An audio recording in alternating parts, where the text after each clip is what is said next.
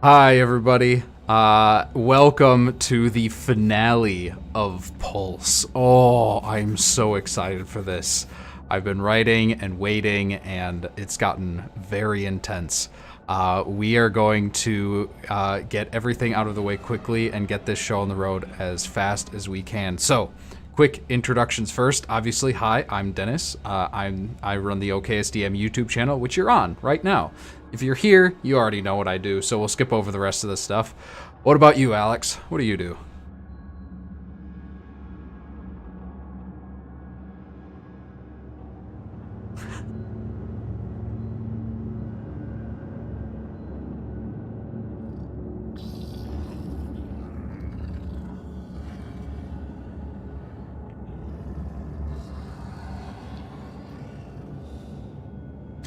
Thanks for being here, Alex. And Jameson, introduce yourself for us.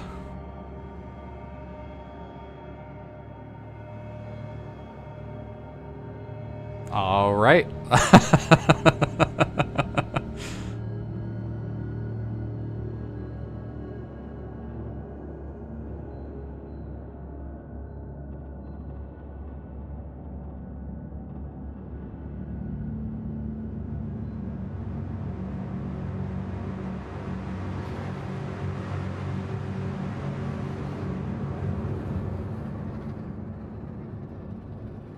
Wow.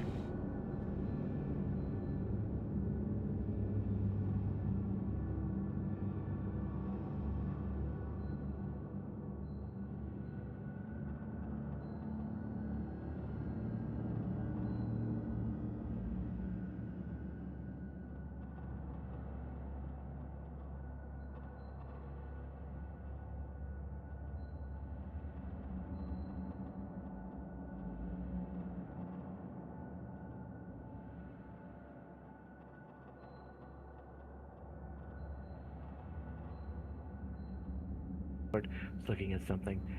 So there, that's what I do. That's where I am, and that's who I am. Well, we caught we caught all of it, but the players just caught the very end. And it looks like I was the only one that everyone could hear until just moments ago. So we will go to Juicy for a sec, and then we'll go switch back to Alex, and then we'll get the show on the road. Yes, hi, I'm Juicy Garland, a Boston area drag queen and super nerd. I am not in drag tonight, but I'm still gorgeous. You can find me on Mistress Winter's Twitch channel every other Thursday, next Thursday, playing Monster Hearts. You can find me most Fridays on Cyber Nation Uncensored, playing Cyberpunk Red. Not this Friday, though. I will be in New York doing family things. And if you find me on the twitter.com at Juicy Garland, you can find me doing a whole number of other actual plays here and there. Excellent. Thank you for being here. I'm excited to see how Bev handles the situation. Alex. Hey, once again, I'm Alex. This was all just dress rehearsal, and it's all working great now. We are professionals, and this is all We've good. done this before. I'm Alex. I play and write TTRPGs, and I heal my inner child by using grown-up money. You can find me on Twitter, Twitch, and YouTube at It's BAlexHorn, and that's BEE. All right. Thank you all for joining us tonight. We are very excited. This is our first finale for a SAGAS playtest. This is going to be very intense. I don't know how it's going to end, and we're going to find out together. So, We're all gonna die. without further ado, let's jump back into the story of Pulse. Nobody has ever been this far from home. The signal that mutated the entire race was sent by extraterrestrials at war. The Binars, a robot race of AI creatures, blamed their plant-like enemies, the Thermians, during a tense encounter in the orbit of a distant moon. But once you descended to the surface of the moon, the Thermians blamed the Binars for sending this signal. As you spoke with the Thermians, you slowly came to realize that the Binars had lied. Not only were they the ones that sent the signal that mutated the entire human race, but the signal itself was designed to both empower and enslave all of them, turning you into mercenaries for their interstellar war. Alice, your ship's AI, has been compromised by the Binar's advanced technology. The Thermians warn you that your ally, Dr. Corvus, is in danger. He's back at the ship, which has been infested with Binar AI. We pick back up as the party decides what to do.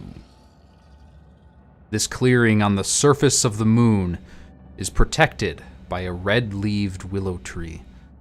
The small crystal spire buried in the ground is the only way for you to communicate with the Thermians. The metallic air begins blowing harder as the branches wave and the exoplants seem almost part for your two paths.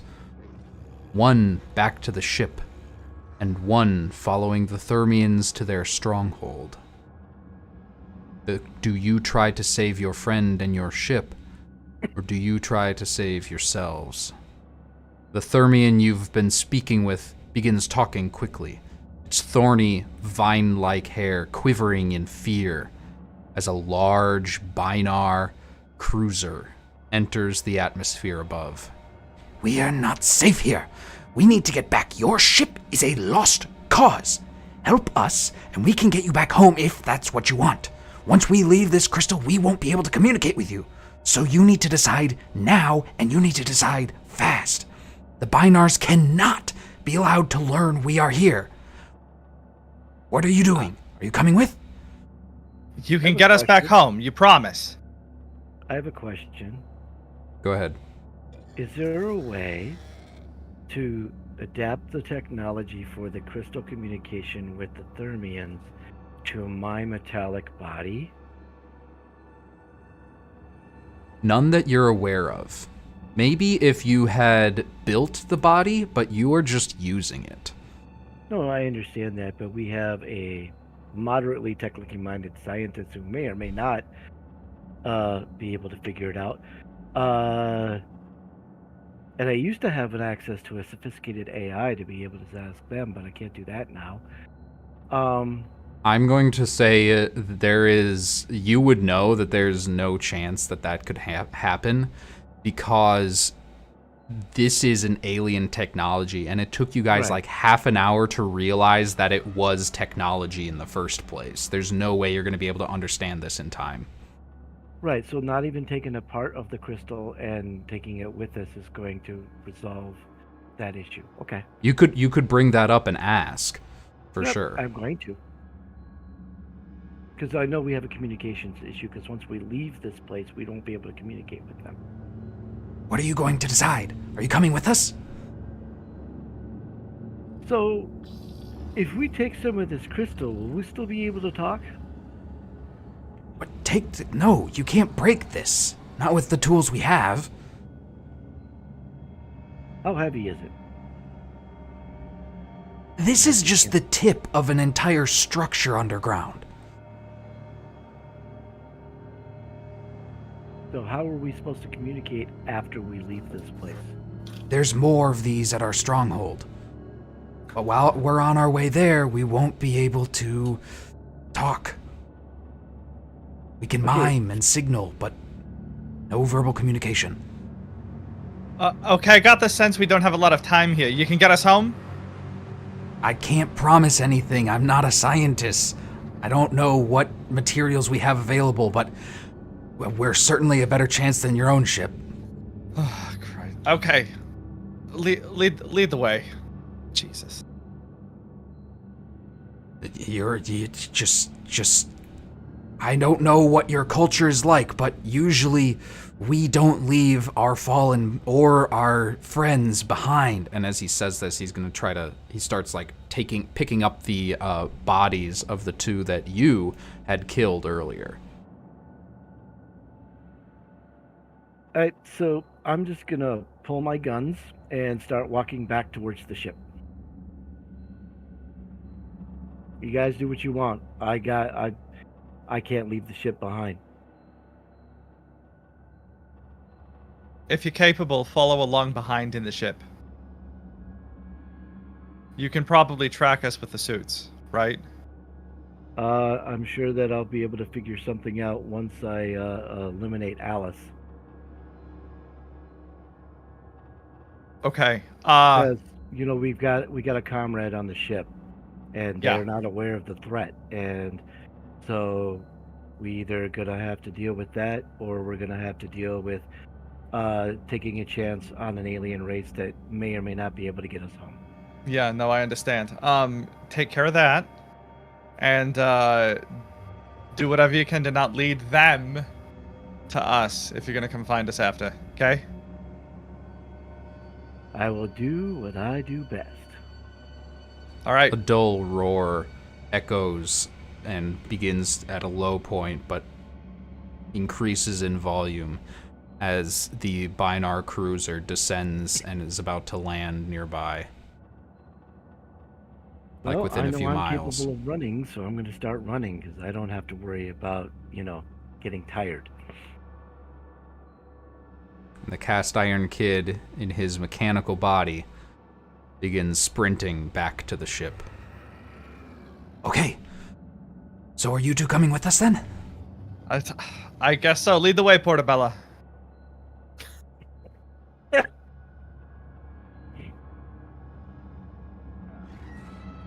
And with that, you leave the clearing and start running fast as you can, keeping up with these plant-like aliens that you need to trust in this moment. We will first follow the Iron Kid back to the ship. At your speed, without getting tired, you get back in no time. You manage to beat the Binars there. I don't have any fleshies holding me back. As you re-enter the ship, you realize that Dr. Corvus is missing. Okay. Clearly, he has no place to hide on the ship because there's. Yeah, ship's unless way he too gets back small into for the a hiding sleeper spot. pod. If the only place to hide is in the sleeper pod, and that's not a very good hiding place. Yeah, they're all open too. Yep. So let's see if I can fly this thing. As you enter through the rear hatch, Alice's voice pings in your ear. Welcome back, Cast Iron Kid. What's up, Ho?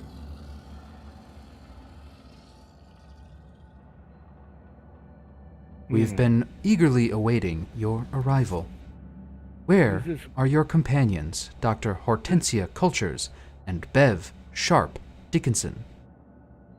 Who's this we, Kimasabi? We, the royal we, I, Alice, your assistant, the AI running this ship. Mm-hmm. Yeah, well, fire up the engines. We're gonna go looking for them. Right away. And as the hatch behind you closes and you take the pilot's chair, you can feel the ship begin to rise with a dull roar. You can feel a strain on your soul as the ship's power core, your own core and essence, begin to get drained ever so slightly as the ship takes its power from you. Alice, you're using way more energy than normal. Why?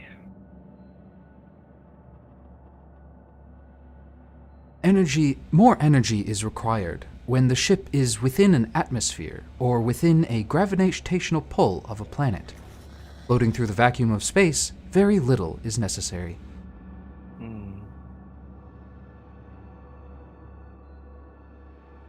Do I have an approximation of what direction I would need to go in for piloting the ship if I wanted to go to the rest of the party?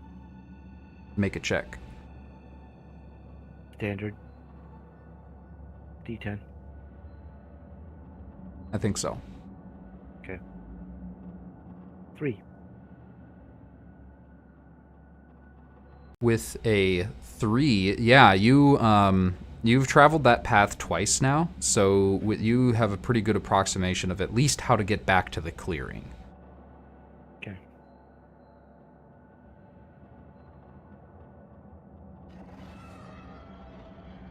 And you're attempting to pilot the ship yourself, or you're letting Alice take control? Oh, I'm going to attempt to pilot it myself, but I'm not going back to the clearing. All right. Alice relinquishes control, and you can fly this thing wherever you want, given enough check. Right. So I'm going to go with the ship into the opposite direction from which I know the party is headed. Okay.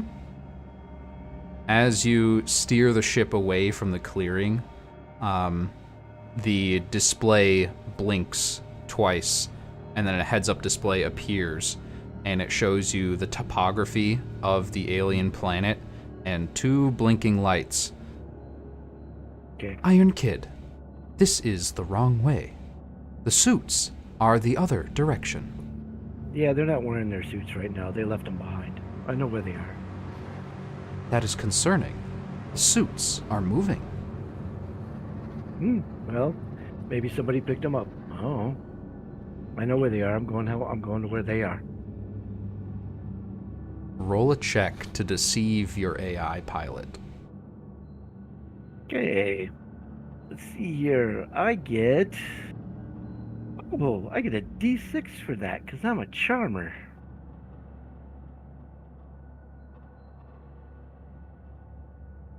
A 5. Not so good when the D6 is concerned. I know, right?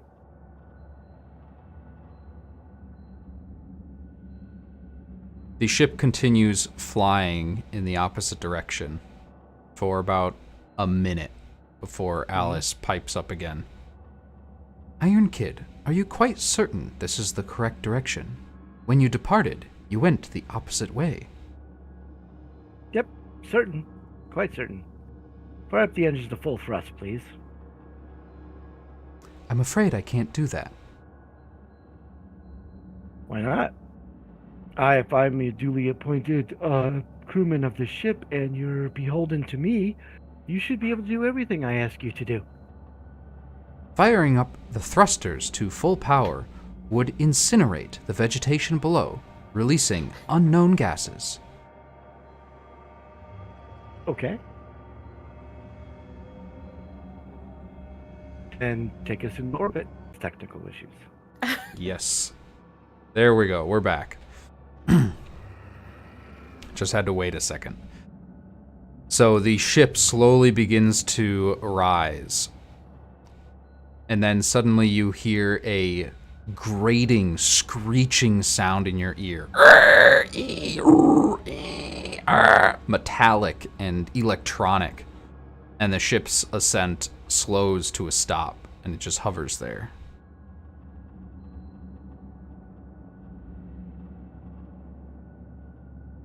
Out of character question. Mm-hmm.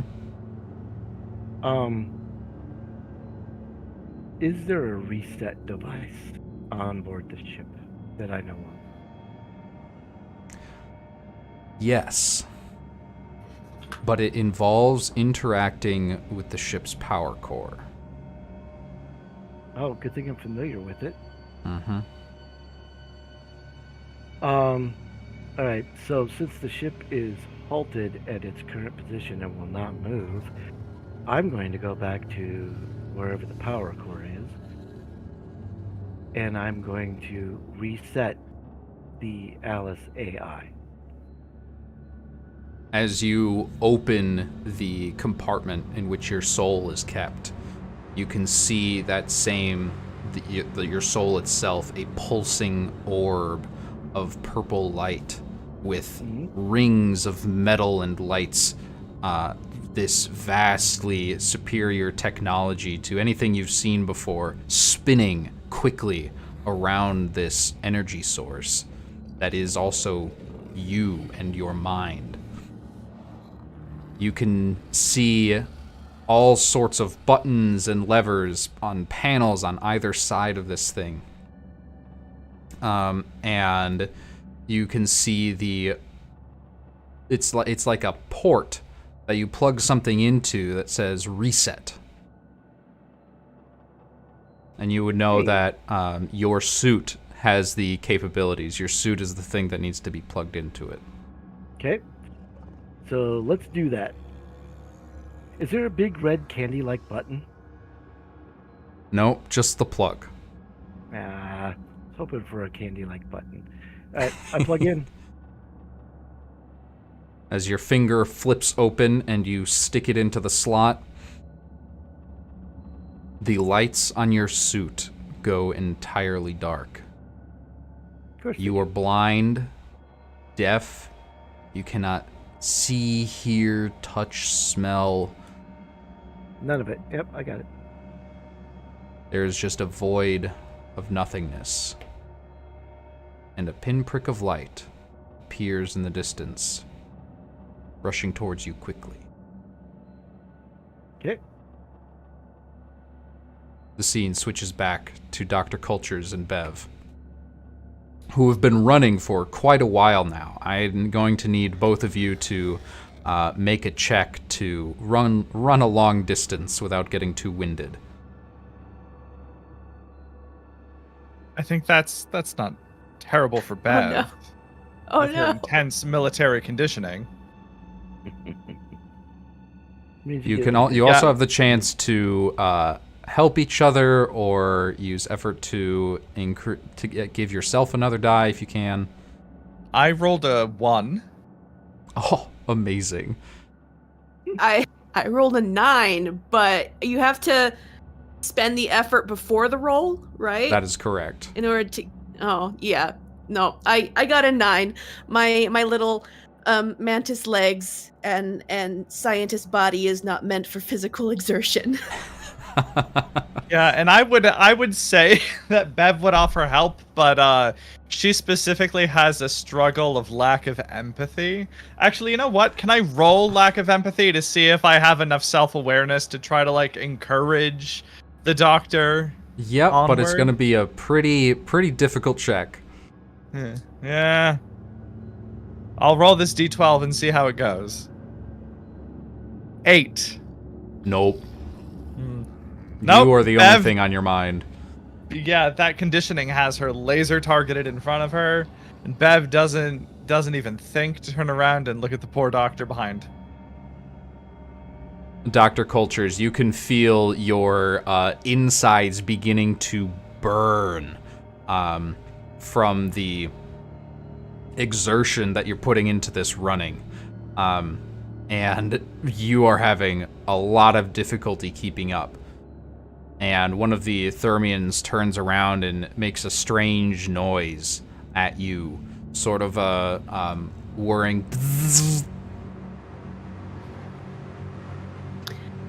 Does it sound like? Can I tell if it's like a worrying sound or just a sound? It sounds like it's their language, like they're trying to talk to you, but there's no communication help right now. Yeah, I'll look back. Are they in front or behind me? They're in front. I'll look at them and I'll just kind of stop, bend over, pant a little bit. It's okay. We're fine. Very good at sprinting, but long distance is not good. And just kind of like lean over and just kind of pant a little bit before trying to keep going again. They'll try for another couple minutes before the one in the back that is ahead of you, Dr. Cultures, reaches out an arm that splits into 3 and taps on the shoulders of everyone running. And Bev, you can feel this as well. And the whole group slows to a stop. And the living Thermians put down the bodies of their deceased companions and start doing something. They put their appendages into the chest cavity of the largest one. And you can see like a pulse, as almost like a giant heartbeat between all three of these creatures. And you have a chance to rest for a moment. Why the hell are we stopping? I thought we had to rush.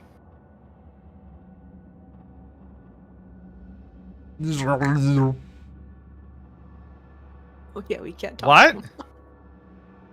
Right. Oh, right. Right. Yeah, you can't speak English again. This time I won't shoot you. How you doing over there, Doctor? I'm doubled over and just panting, like I can't even get a word out. I just gotta. Yeah, I thought, like, with the extra legs, you'd be faster. What? Really? They don't work as good as you think that they do. They're good for climbing, but the vertical way is not so great. Whatever. Just don't die. Or something. Roger that. Hey, you're picking up the lingo. Cute.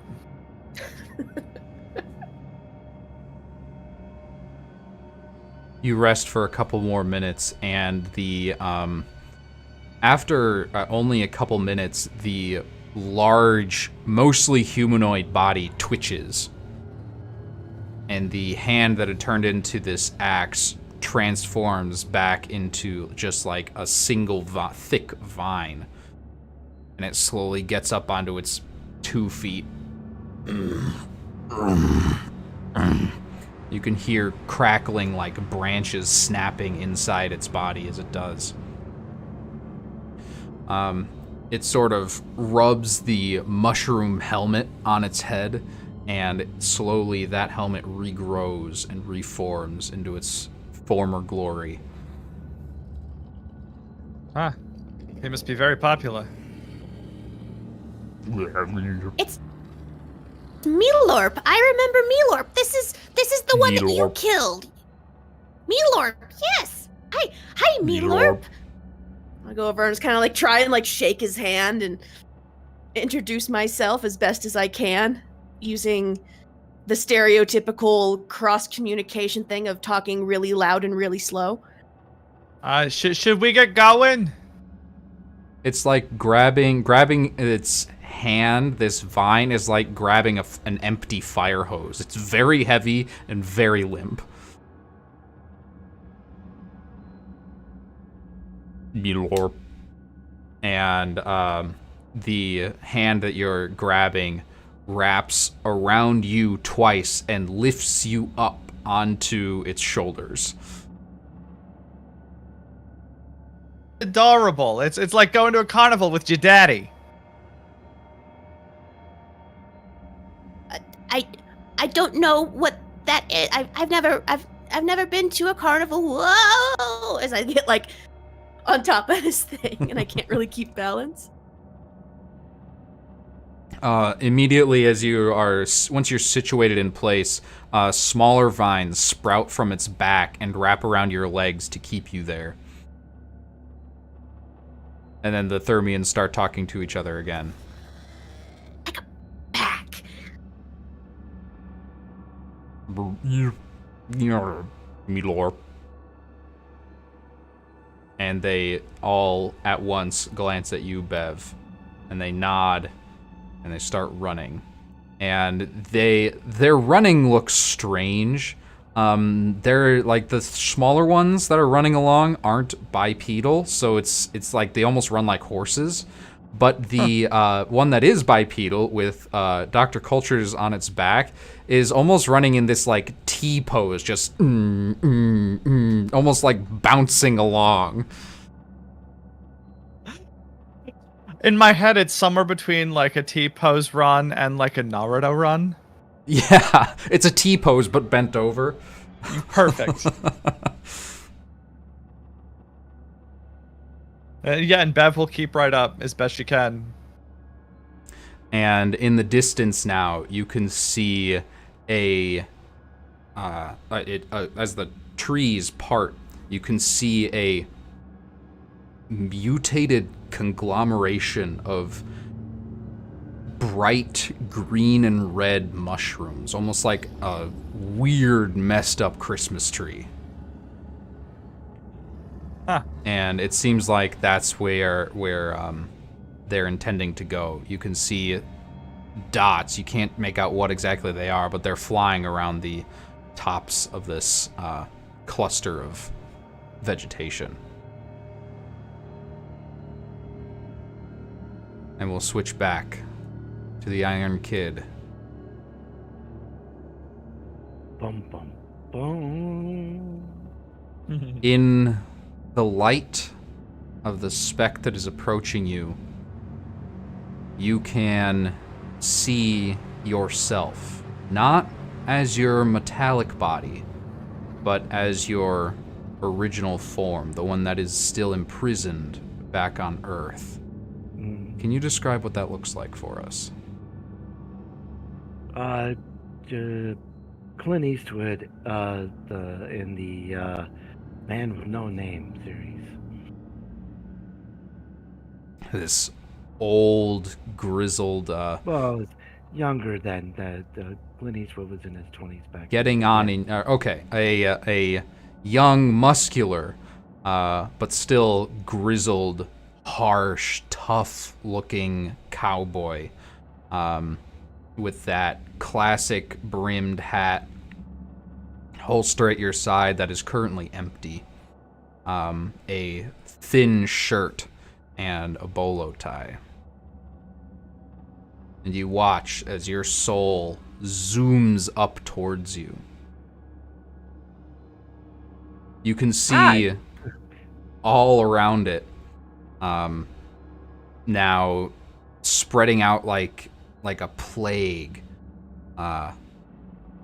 these strings of red, almost like cracks in the blackness around you. And they're originating from your soul.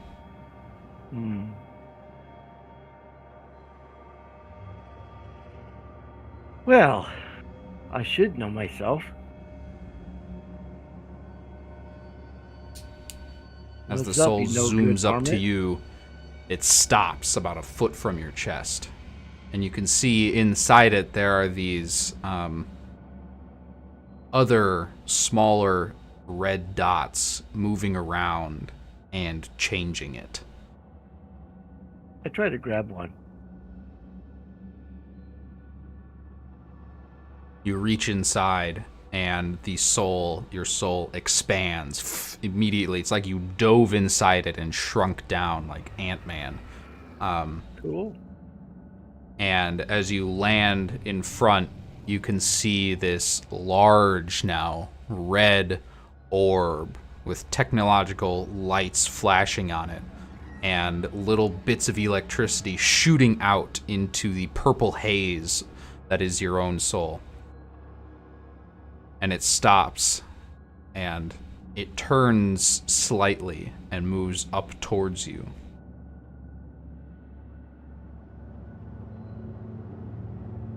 Do I have versions of my weapons with me, or am I unarmed? You are unarmed. Okay. So I gotta use my wits. That'll be a treat. So You are the owner of this vessel. No, I'm the owner of this soul, and you're gonna get right out here, you no good varmint. Your arrival is most opportune.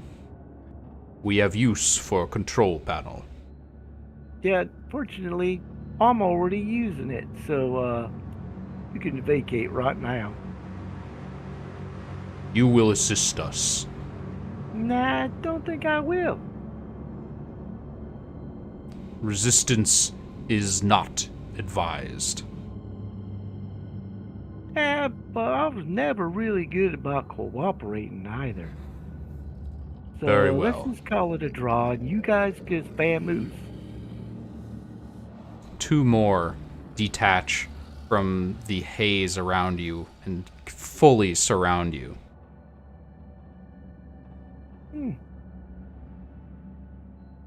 You varmints don't play fair.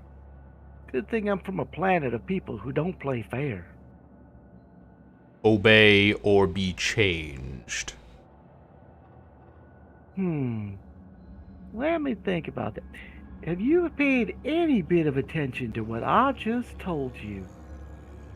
A red bit of electricity shoots out towards you, and I need to have you make an avoid check.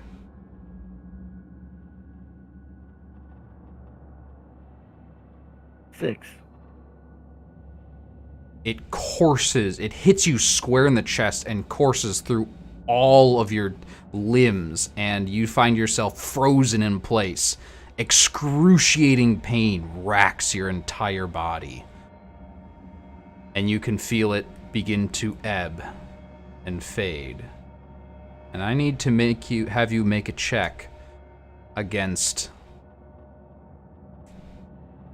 alien AI attempting to take control of your soul. Oh, I don't think there's anything built into the system that can assist you with this. So basically, I roll a d6 and hope for the best. I think not. Well, how about a 1? On your D10, you got a 1. I did. You take your arms and force them to move. It hurts, and you break the chains that have been holding you. A shower of red sparks, and a fight ensues inside your own soul. You know, I told you, varmints, you getting out of here. I'm going to need you to make 3 more avoid checks.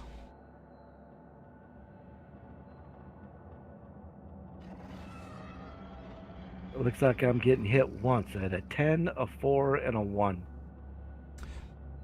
You're getting hit twice. Ah, all right then. As 2 more, you dodge out of the way of the first one as it tries to hit you again, but 2 more pierce into your back. You feel the same pain and frozen fear course through you, and I need you to make another check. This time 2 more, as they try to take control of your body and soul. Oh, this is not so good. A 9 and a 3.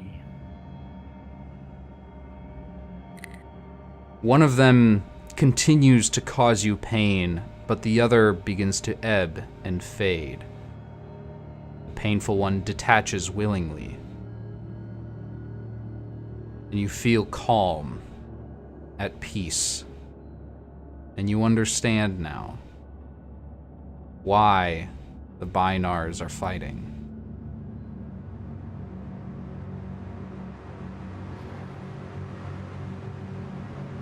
You retreat back into your own body, and as your lights come back on, your eyes, no longer their old color, have turned bright red.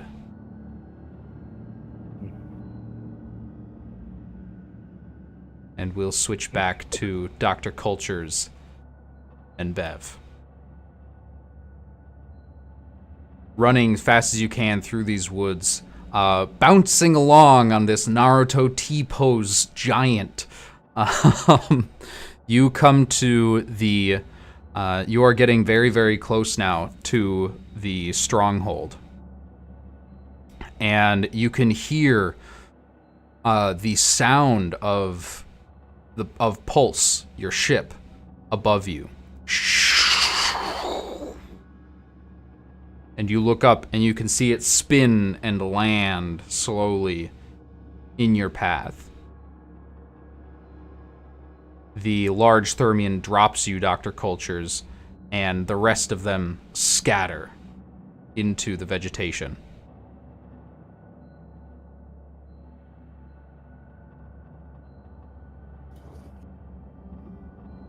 Well, I suppose we should go check on our colleagues and make sure that they're alive. Sure. I'm gonna take my gun out. What do you expect to shoot the ship to death? It's not a living creature. You have to rip out its innards. Always want to be prepared for danger. Fair enough. The giant Gatling gun attached to your back moves to your side. Mm-hmm. Lock and load 'em. The door of the ship opens, and out steps the Iron Kid.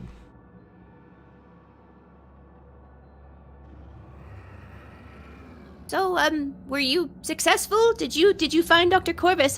I don't see him present and accounted for. How are you? Did you defeat Alice? Did she go quietly, as they say?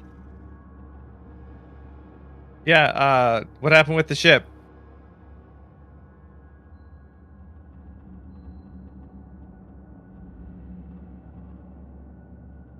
Does the Iron Kid respond? Looks like Is you the muted, Iron- Jameson. Sorry. Mute No, guides triply appeased tonight. Praise be! yeah. Sorry. The ship is fine. Oh, good. All right. You ready to go home?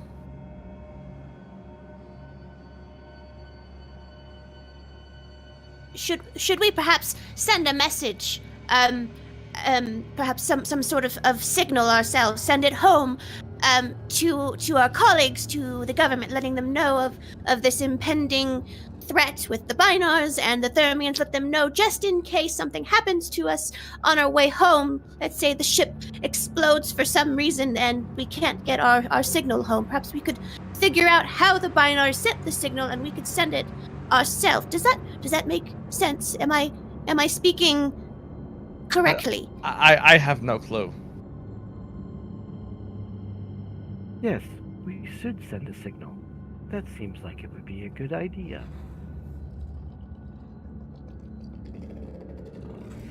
You know, when you say it like that, it has a different kind of tone. You all right over there? I am fine. Why do you ask? Well, you don't usually agree with me. Or any of us. I do not know what you are talking about.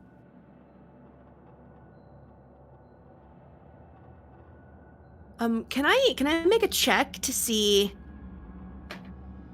Absolutely. See? Like, A check I don't to know. see? Check for. Check to see what the hell is wrong with our crewmate. Oh, that's good. I got a 2. Even from this distance, you're like 30, 40 feet away. You can tell that the Iron Kid is suddenly much, much more robotic. And both in voice and in body posture. And you also notice that his eyes are now bright red. Ev, is...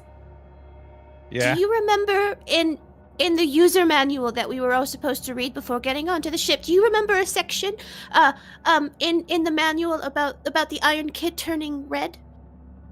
I don't. Manual?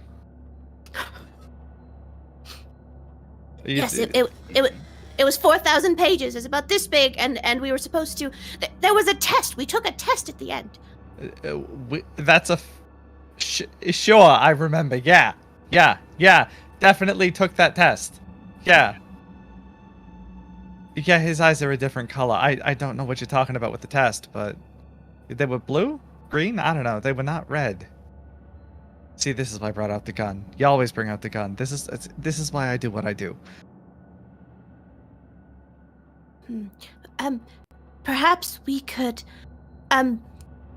reset him. Do you remember, does he have a button? I have no clue.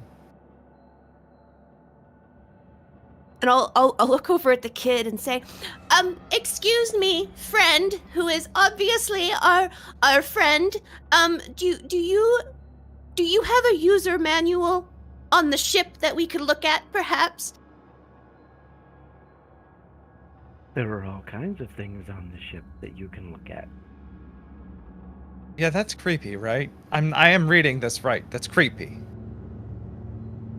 Yes, that's creepy. There was several movies that I watched when I was fully human, and the kid sounds a lot like them. You should come aboard immediately. Yeah, kid, did anything happen while you were flying the ship? Like, did you try to deactivate Alice?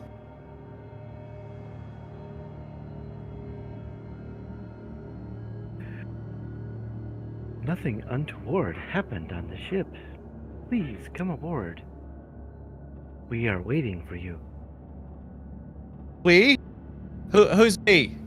Oh, that's the royal we. I mean, me and Alice are waiting for you to come aboard. Yeah, we might hold on that for a moment. Can I shoot him now? Should I shoot him? What are we doing? I'll leave it at your call. I'll hold off for a moment, but I'm getting kind of trigger happy at this point. Well, I think if you shoot him and his soul goes away, then we're trapped here. Oh, shit. There might DM do assuming there was a user manual, would I know how to interface with the AI on board? Yes, but it is the barest minimum without a check that you remember about it is that it's very risky. Go ahead and make a check to see what else you know. Would the analyst talent, checks you make to draw conclusions from raw data, including statistics and history, would that count for this? Yes. Okay. Then we got a 3. 3 out of 8. The reason that the Iron Kid was able to interface with the ship is because his body is separated from his soul. In order for you to interface with the ship, you're going to have to do the same thing. And it is an excruciating process.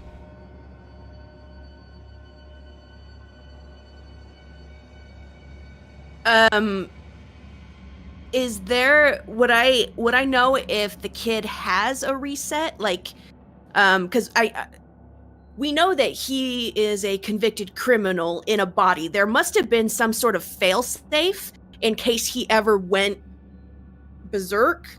Would we know if there was some sort of like reset or power down that could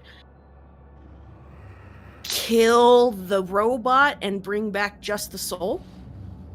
Yes, there is a reset Just button. turn him off and on again? Yeah, you can turn him off and on again. There is a button and switch combination inside the ship that can do that. Okay. I'm gonna look at Bev because she didn't read the manual. And just say, Nope. I need you to distract him while I go and do some timey-wimey stuff. I'll be right back. Yeah, I got that. And then I'd like to try and get around the back of the ship and use my stealth. I can't be moving while I use it, but I can at least get like out of sight, out of mind, hopefully, so that I can get into the ship from another way. Here's how we'll do this. This is going to be a contested check of Dr. Cultures versus the Iron Kid. And Bev, you can help and spend an effort to distract the Iron Kid. Excellent. I would spend an effort. Yep. Okay. I have 1 effort. It is spent. Okay, so I rolled with 2 d8s. I rolled a 7 and a 3. And what'd you get, kid? A 9. That is a success. Dr. Cultures, you fade into the multi-hued vegetation around this small clearing and slowly make your way closer and closer to the ship. To set the scene a little bit, I think we will switch to map view. There we go. Ooh, that's pretty. Map is by Domil's Wondrous Works. Link should be in the description to her Patreon. She's awesome and her art is amazing. I'm ready for my close-up, Mr. DeMille. So I could not resist.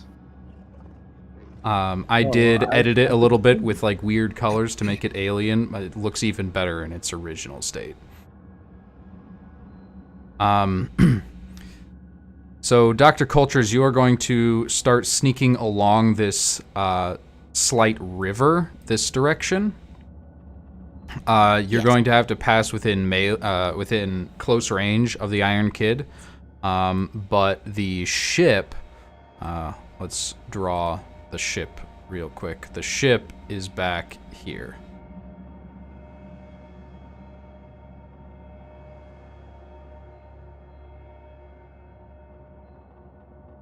Cool.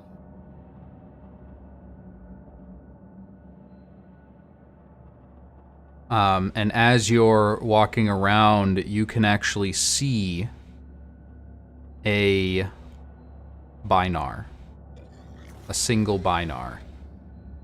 3-legged, about 4 feet tall, a single eye embedded in its pointed obelisk-like shape. And it is right next to the ship in melee with it.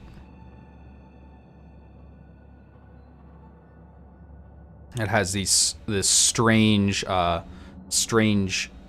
mask-like face and wires sticking out of its back. And did you say that the interface to reset the kid was on the kid or in the ship? In the ship. Okay, that's what I thought I heard. Okay. However, the Binar doesn't seem to have noticed you. And Bev, what exactly are you doing to distract the Iron Kid?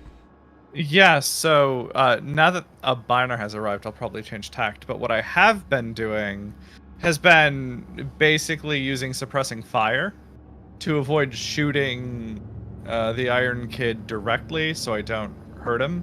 But definitely using suppressing fire to force him to like duck and cover and prevent him from looking out and about. So as Dr. Cultures fades into the background, Bev's gun winds up. And you are going to use suppressing fire on the Iron Kid. Remind me what that does. So suppressing fire, rather my hotshot move, is a D8 roll to use suppressing fire, which as a combat action, I can spray bullets over a visible area in range, and on a successful D8 roll, all creatures in the zone lose combat actions in their next turn, and enemies affected in the area may only take a movement action under cover until their next turn. All right. So that now applies to you, kid. As the suppressing fire goes down, the hail of gunshots rings out, and you can see yet another Binar appear from the brush very close to you.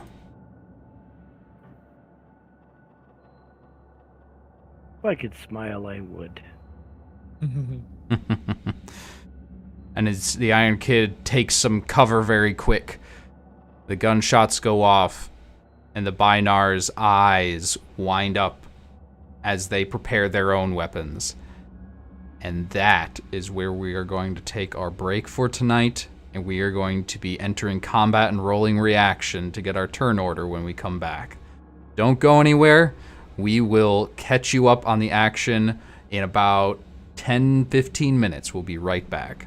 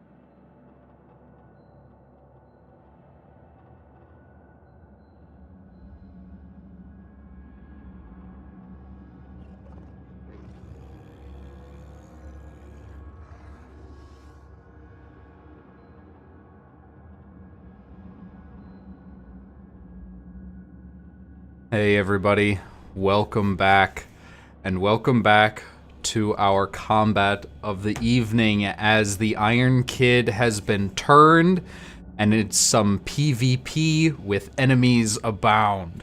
So, let's get started with our reaction rolls. All right. 10 anime betrayal bullshit. All right. Everybody make your reaction rolls, please, and we'll get this. We'll see who gets to go first. Who didn't see the robot becoming a bad guy from the get? Come on. The robot criminal becoming the bad guy? What? No, that would never happen. There are protocols in place that apparently the Binars have bypassed. Well, seeing as they are light years ahead of humans technologically, it's not that surprising. I know, I was being facetious. All right. Reactions. Anybody get a 1? I did. You did? I did. Wow. Ooh-wee. First time the entire series of this that I roll a 1 on a reaction for a combat scenario, and I have to shoot at my party members. I feel so broken up about that. I can barely. No, I'm kidding. I'm going to shoot the shit out of people. I don't care. I wouldn't be surprised if I grew horns after this episode. All right. As long as you got the tail to go with it, that's all that matters. Let's see. Anybody get a 2? 3. I got a 2. Oh, wow. There, hit that And what'd you reset get, button. Bev? I got a 4. Wow, everybody did real good. Better hit that reset button quick. Okay. First up is the Iron Kid. You still do not know where Dr. Cultures is, and you are long range from Bev. And you cannot take an attack action. Mm-hmm. No, that's fine. But I can move. Yes, you can. Maybe I should open up the old owlbear. Yes, and while you do that, I'll plug all our stuff. The animations here are by the Kinemancer, whose link is in the description. All of his stuff is super cool. The music and ambience we're listening to is by Michael Gelfi Studios. All of its stuff, he's super chilled. He lets anybody use his stuff as long as he's credited. Like, it's totally free, and it's an enormous library. So go check his stuff out when we're done. That link is also in the description. All right, the Iron Kid. You weren't kidding. You are freaking far away. Jesus Christ. I can't see cultures. There's quote unquote bad guy behind me. And in front of me. Aha.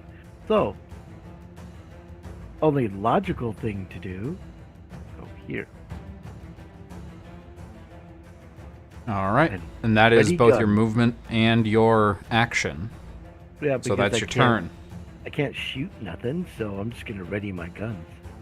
All right, the the Binar assassins are both going to take shots. Let's see. This one's actually going to move and shoot, and both of them are shooting at Bev.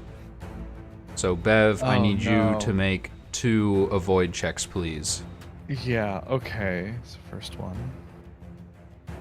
A 1 That is a success.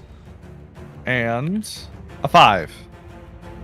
That is also a success. Both beams just go very slightly wide and incinerate holes into the trees behind you.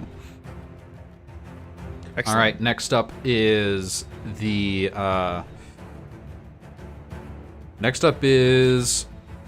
Dr. Cultures. Yeah.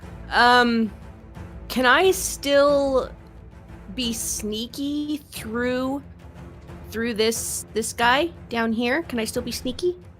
Or would I have to go around to keep my sneakiness? You can go through that. I mean, each zone is 15 to 20 feet wide. So okay. that gives you enough space to move around and keep cover, keep behind the bushes. And I can move 2 zones if I don't take another action. You can move you have a move action and an action. And as you move 1 zone. As your action, you can move again to move another zone. Yeah. Okay, yeah, then that's what I'll do. So I want to move through this zone and into this zone. All right. You are in that zone and you can see inside the ship. And you notice that the ship itself is actually empty. There's nothing inside. When you mean nothing inside, like there's no all more the electronics binars and inside. consoles? There's no more okay. binars They, inside. like- It looks like you see what you expect to see. Oh, okay. I thought you meant they like stripped everything and like Yeah, it's it's just empty shell. there's no ship anymore. God. It's just the hull. All right, that's your turn, and next up is the Iron Kid again. Oh no, next up is Bev. Sorry. Bev, right? Yeah. Yeah, my bad. All right. I'm about to get shot. Yeah, yeah, probably, huh? If you're gonna come up trying to attack me, I was gonna try to attack one of the Binar, but you moved up to me. Well, I've got my 6 shooters out, so... And they're aimed at me, not the Binar? Well, I just have them out. I don't have them aimed yet. Well, who you looking at? You, obviously, because I don't know the binars are there. I'm ignoring them. Yeah, okay, then I guess I'm just gonna have to aim and shoot at no, I can't aim because I don't have any effort. So I'm just gonna have to shoot at you with my big gun. All right, so that is going to be contested roll. Bev is going to make an attack, and the Iron Kid is going to make an avoid. Mm-hmm.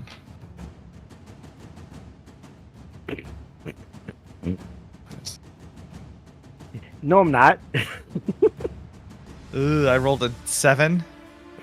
I rolled a 10. Oh. So Ooh. I ain't avoiding shit. As Okay. the shot hits the Iron Kid, 2 damage. now, unfortunately, you take 2 points of damage because it's a big gun, as you just get peppered with bullets. Clang, clang, clang, clang. Player clang, versus player contested checks do not award any effort. Okay. Well, no, because it's not a pass fail. It's one person wins, one person loses. So Yep. that makes the most sense. All right. Well, I lost that one, but I get to shoot back now.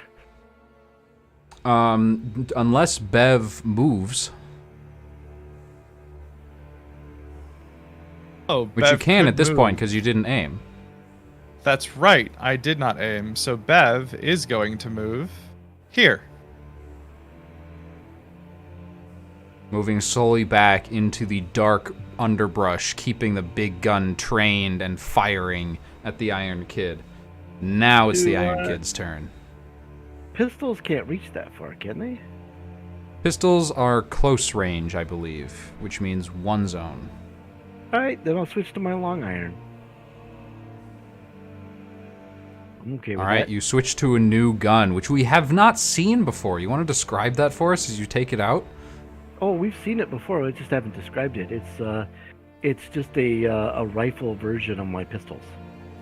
Oh, it's the same thing. This beautiful ivory stock attached to the Yep. butt. Yep. And as it charges up and fires, it's like nothing comes out of the barrel. It just shoots invisible magical energy. Yep.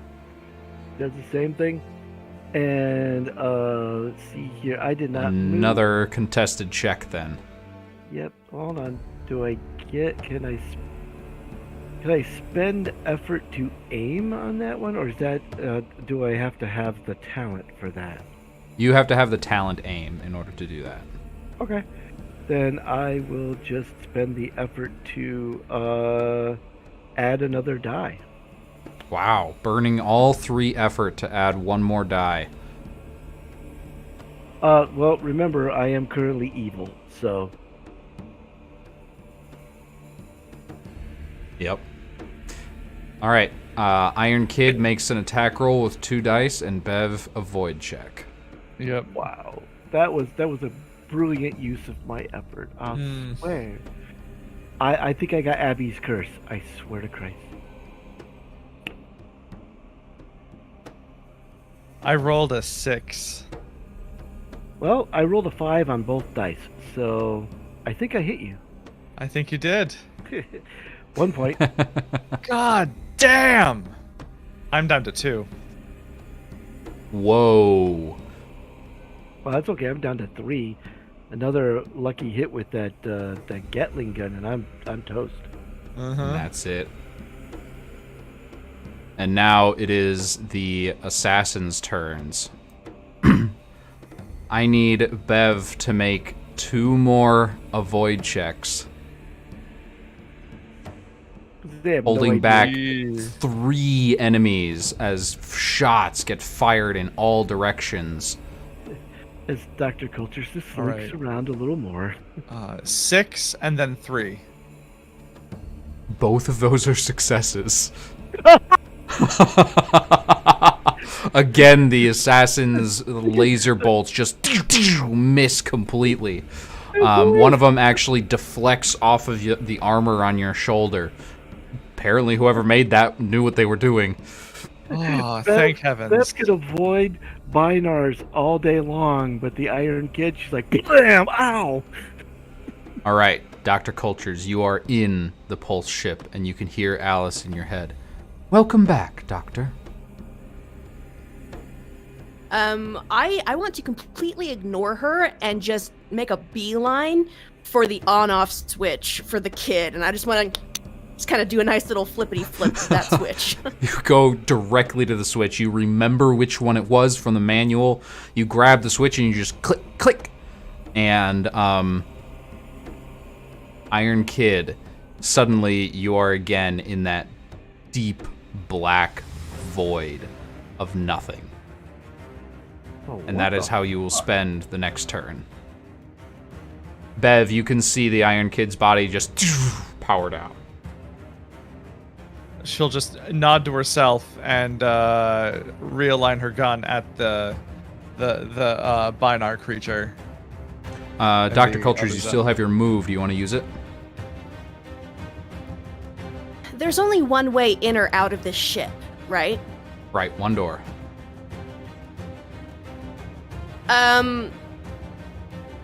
Yeah, then I want to stay in the zone, but I want to get out of the ship. Can I hide under the ship? Yeah, there's legs on it. Okay, yeah, then I just want to kind of crawl under the ship so that I'm not trapped inside. That makes sense. All right. Sorry, this guy moved slightly away from the ship to get another shot at Bev last turn. So yeah, you are no longer trapped inside, but the Iron Kid's soul has been reset, and he's getting booted back online. Oh, so if the Binar moved, then I would want to move into the Gotcha. space because like I want to stay 1 space away from the Binar. Okay, perfect. All right, so that's your turn. Bev, you're up. You see the Iron Kid deactivate, and 2 more laser shots are charging up towards you. Don't love that, but we gotta do what we gotta do. Okay, so now I'm gonna pivot my gun and aim at the closest Binar. Well, not aim, Alright. move aim, but like just shoot Right. at. Yep. All right. 6. A 6 is not enough. As the bullets all just pepper off of its metallic armor. Ugh. Oy vey. Oy vey, indeed. And then I will move back again.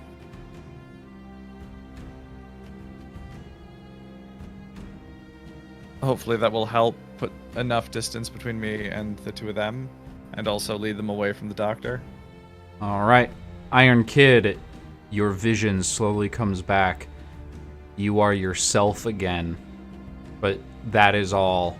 You are still confused. You're not sure what's going on. You hear gunfire from Bev's gun, and you hear lasers being shot. You wake up in the middle of a firefight. It's going to take a turn to get your bearings. Fine. Next up, the assassins again. 2 more shots against Bev. Ugh, alright. Again, goddamn. Okay. 3. Success. 3! Another success. These things just cannot hit you. Hell yeah! You just dodge left and right, underneath, jumping above this one. One of them just goes like right between your legs, incinerating a plant between your feet. Yeah, Bev is not here to give the fuck up. All right, Dr. Cultures, you're up. Yeah, I'm going to move back into the ship. And this time I want to, is Alice, you said that she's tied directly to the power source, right? She is intertwined, but she has her own, like, computing core. I want to go to the computing core and rip it out. All right, make a check to locate it. Hey, wait a minute. Wait, what? Because, you know, the thing is that we could probably fix her the same way that I got fixed. So I don't know, but I can't say nothing in character about that. Well, I don't think that there's an on-off switch for the AI. That's what you tried to do, and I'm not going to stick my finger into a nuclear reactor. Basically, what happened with the Iron Kid is you literally just disconnected and reconnected the Wi-Fi between it, and that seems to have severed the Binar AI's hold on his soul. You are not familiar with how heavily the AI is integrated into here, but ripping out the core should stop it permanently. Okay, I'm using a D12 because I have bad eyesight, and I rolled a 4. You start looking around the ship. You open every panel, and like every single compartment is open. You find a first aid kit. You find extra bed sheets. You find clothing. You find extra food. And finally you move over to the more electronic side, like the cockpit area, the actual control panel for flying the ship. And you open up like a glove compartment underneath. And instead of a glove compartment falling out, you can see up and inside, suspended only by wires, is this thin green motherboard covered in all sorts of different computer chips that you have no understanding of. Okay. So, because you cut out there for a second. So I find a motherboard. I don't know what it does. Yes, you find the green motherboard. You don't know what it does, but you're pretty sure it's the core, because like it looks like everything is connected to it. Would I still be able to like pull it out? Yeah, you can do that this turn. Yeah, so I'll just say, Sorry, Alice, is kind of extenuating circumstances. and I'll just kind of just What pull do you? the board out. I'll put you back together, I promise. Sorry. And then I'll just shove it in my pocket. All right. Add Alice's core to your inventory. Yes. All right, that is your turn. Next up is Bev, still holding 2 alien robots at bay. Yup. And, oh god, they're in different zones, and I hate that, so I'm just gonna shoot the closest one. All right. A 2. Absolutely that hits.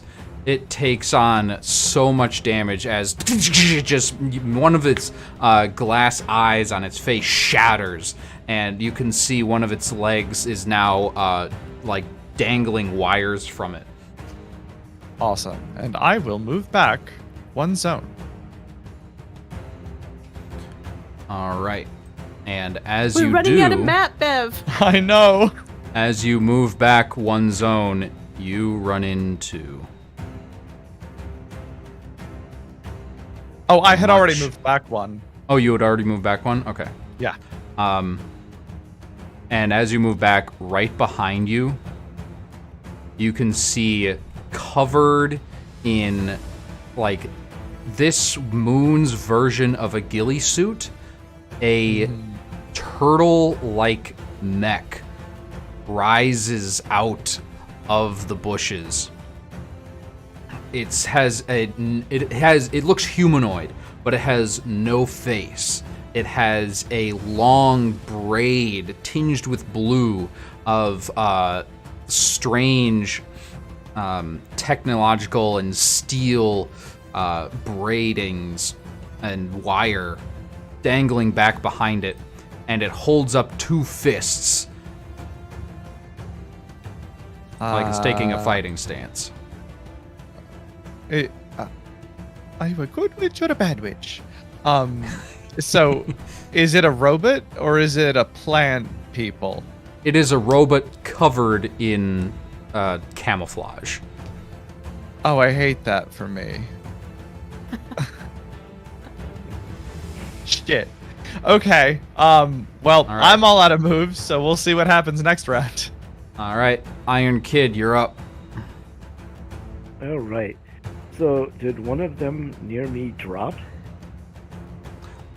This one right here got hit. Okay. And the one, and apparently they're probably aware that I'm no longer one of them. Let's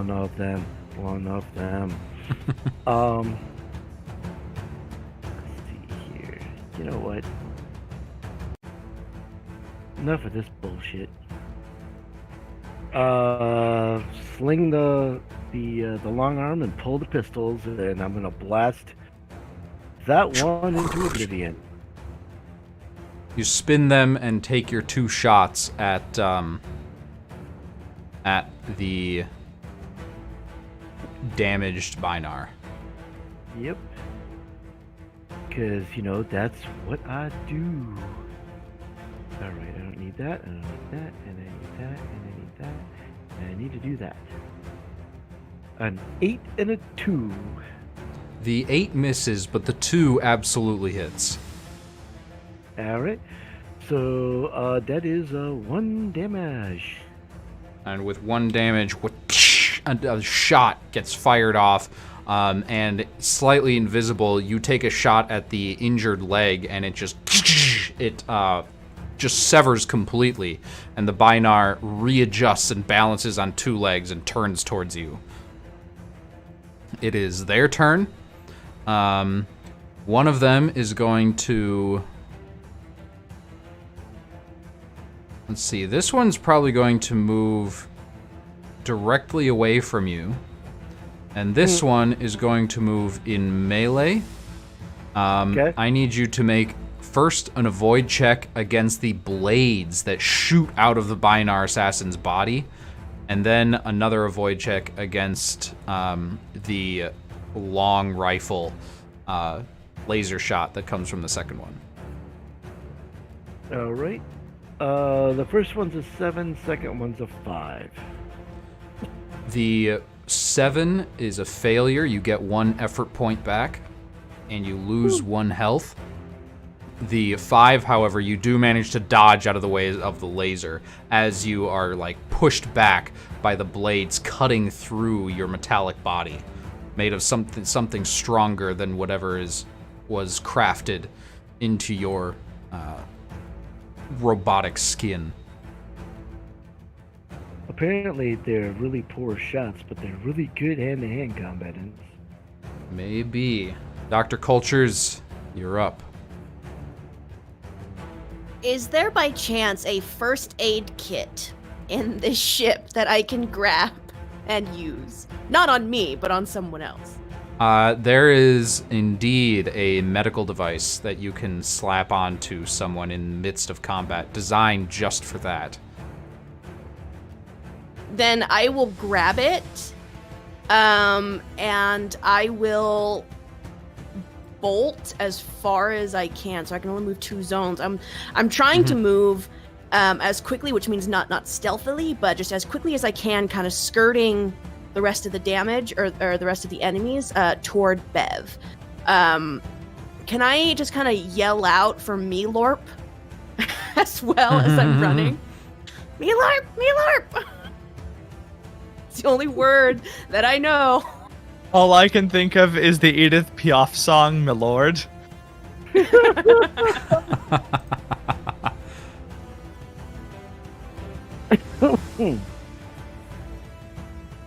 All right, that is Dr. Culture's turn. Bev, you're up.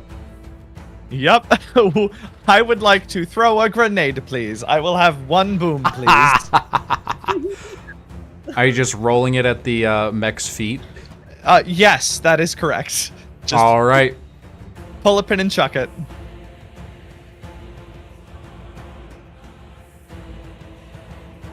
All right, I don't remember what I wrote down for how grenades work. Yes, so after being... Oops, excuse me. After being thrown, the GM may require a check for throwing. The grenade explodes with attack 4 like a monster attack, targeting everything in its zone. Okay. Which means that, yes, it does, in fact, it does hit this, mech as the grenade is rolled and sort of like comes to a rest. There's a quick beep beep and a fiery explosion just rips the dirt apart, and the mech's armor is slightly rent in the front, just Excellent. and does it say how much damage? It just says attack 4. Okay, Like a monster 1 attack. damage. Okay. Apparently, that's the default unless stated otherwise. All right, that is. Do you want to move? Yeah, that would be swell. Showa. So we're gonna move down 1 zone. Perfect. I got your boom right here. Next up is the mech, which is going to take 2 bounding leaps, and it is going to get in melee with you. Oh, no thank you. That is its turn, though. Next up is the Iron Kid. Hey, guess what I'm gonna do? Pow pow! Bang, bang. Here we go. A 7 and a 4. The 4 is a hit, the 7 is a miss, and you get an effort point back. Whoop. Now I got 2. And that is 1 point of damage to the thingy-mabobber. Yep. The thingy-mabobber does indeed take 1 point of damage. Take The that, you no Binars are good looking angry and not that well damaged. Yeah, they can be angry. I don't give a. All right, are you going to move? You know, that'd probably be in my best interest to get the hell out of Dodge. All right, so let us do. Well, the one that's missing limbs is not looking too good for. All right, too this good guy? right now, right? Yeah, he's taking the Yeah. most damage, and it's obvious. Yeah. But what I'm really gonna do is I'm gonna just zip over here to provide a little bit of cover for that there doctor. All right. And it is now the assassin's turns. This one's going to stick to you, staying in melee. Go ahead and make an avoid check. And Bev as well. This one's going to take another long shot against you. Ooh, boy. 4. 4 is a success. And a 1 is obviously a success. Good job, both of you, as the attacks both swing wide, or the laser fires way above your head, and the blades, now that you're used to their pattern, you've seen them come out once, you easily take a half step back and get just out of range of them. Dr. Cultures, you're up. Has the thingamabob in combat with the Iron Kid, has it taken damage yet? A little bit. A little bit. And how much damage did the one, did this one take? The one at the top, the small one at the top? To those that have been keeping track, that one's taken 3 damage so far. Taken 3 damage. Okay. And it's not dead yet. Okay. Okay, so I'm gonna keep up with my original plan, and I'm gonna keep screaming, "Mealorp, Mealorp!" as I run up north towards Bev to try and give her some help. All right. Moving twice, it is now Bev's turn. That's the battle cry of this here party. I'll tell you right now. Mealorp! The battle cry of Mealorp, we love you! Help us! Oh my gosh, just the image. It's too perfect, and I love every bit of it. Okay. Jesus. Somebody needs to get a beam of that right now, I swear. Can I move back and then shoot? Mm-hmm. Okay. You have a then I move will do action that. and an action. Move action and a Somebody standard shot action. in the face. And then I Something needs to shall get shot in the face. shoot. Come on. Ooh, I rolled an 8. Ooh, that's gonna miss, but you get an effort point back. Alright, at least that. All right, There you go. and it is now the mech's turn. And the mech, It's gonna run away because he got spooked. He gonna run. The Yeah, terrifying cries of Dr. Cultures. he is going to, I think, stay right there, and is going to swipe out with a leg, just a melee attack, whoosh, comes right towards you, Bev. Because large creatures, melee to them is anything in their zone or an adjacent zone. Okay. Am I avoiding? Yes. Yes, you're going to avoid this attack. I don't know that I am with a 7. That is not. You lose 1 health and you gain 1 effort. Oh no. Okay, well it's nice to have the effort, but I'd rather have kept the health. Down to 1 hit point. Ooh, looking not Hey, too that's why good Dr. for our Corvus is tank. Ugh. Iron Well, you got the Kid. good doctor behind you. Hey, you know, this here varmint here, it needs to have some bullets in its brain pan. 2 more shots. Nope, that's the wrong guy.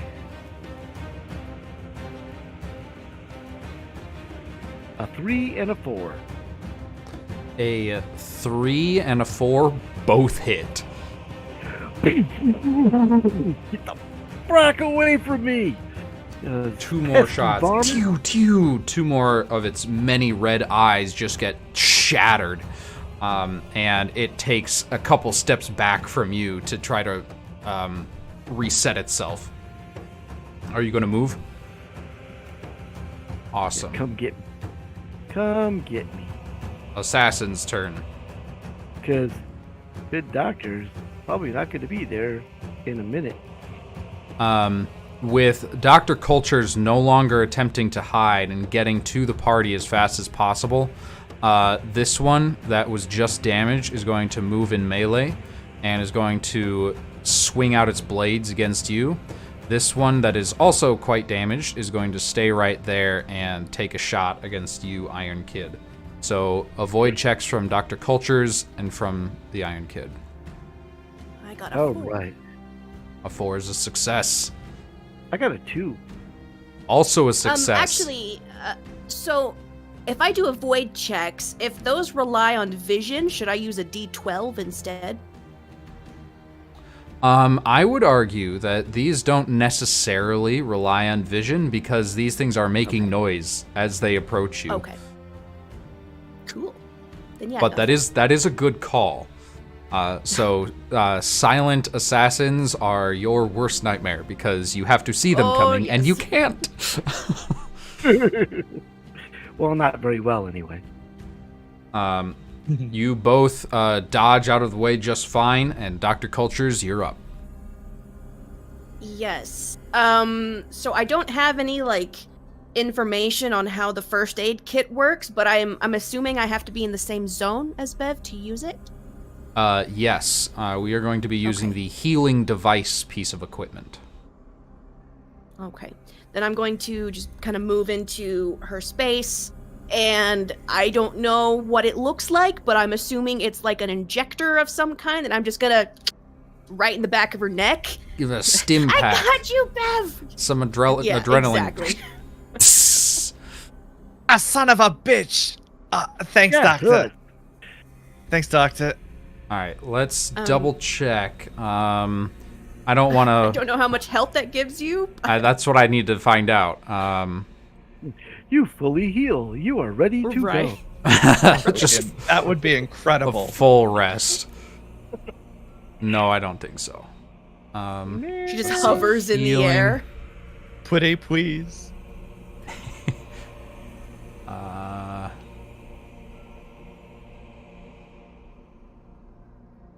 Healing device. You could apply this device to any creature in melee, healing a wound from them entirely. This doesn't actually heal health. Oh. Can we say that it does? You're the DM. You make the rules. For Yeah, what is this, the hit point equivalent of a wound? that's difficult to say because on a rest you regain all of your hit points, but only one wound heals a little bit. So I thought will that means say, all our hit points. If I she don't has think no so. wounds, Uh-uh. it could be like adrenaline, and it acts kind of like a rest. I'm spitballing here, begging. Given that this ship was designed to make sure that all four of you stayed alive and well in time for whatever threats might come your way, I'm going to say that it heals 2 health. Okay, that's fair. That's totally fair. Thank you. Bev back up at 3. Yes. And that is Dr. Culture's turn. And now it's you, Bev. As this tss in your neck, a slight pinch, and you feel much better as everything becomes clear. God, I hate that when that happens. I'm just gonna crack her neck and roll another goddamn grenade. Whoosh.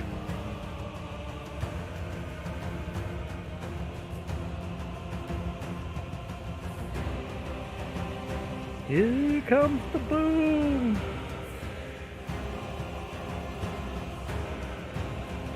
She's got a bandolier of them across her chest. All right.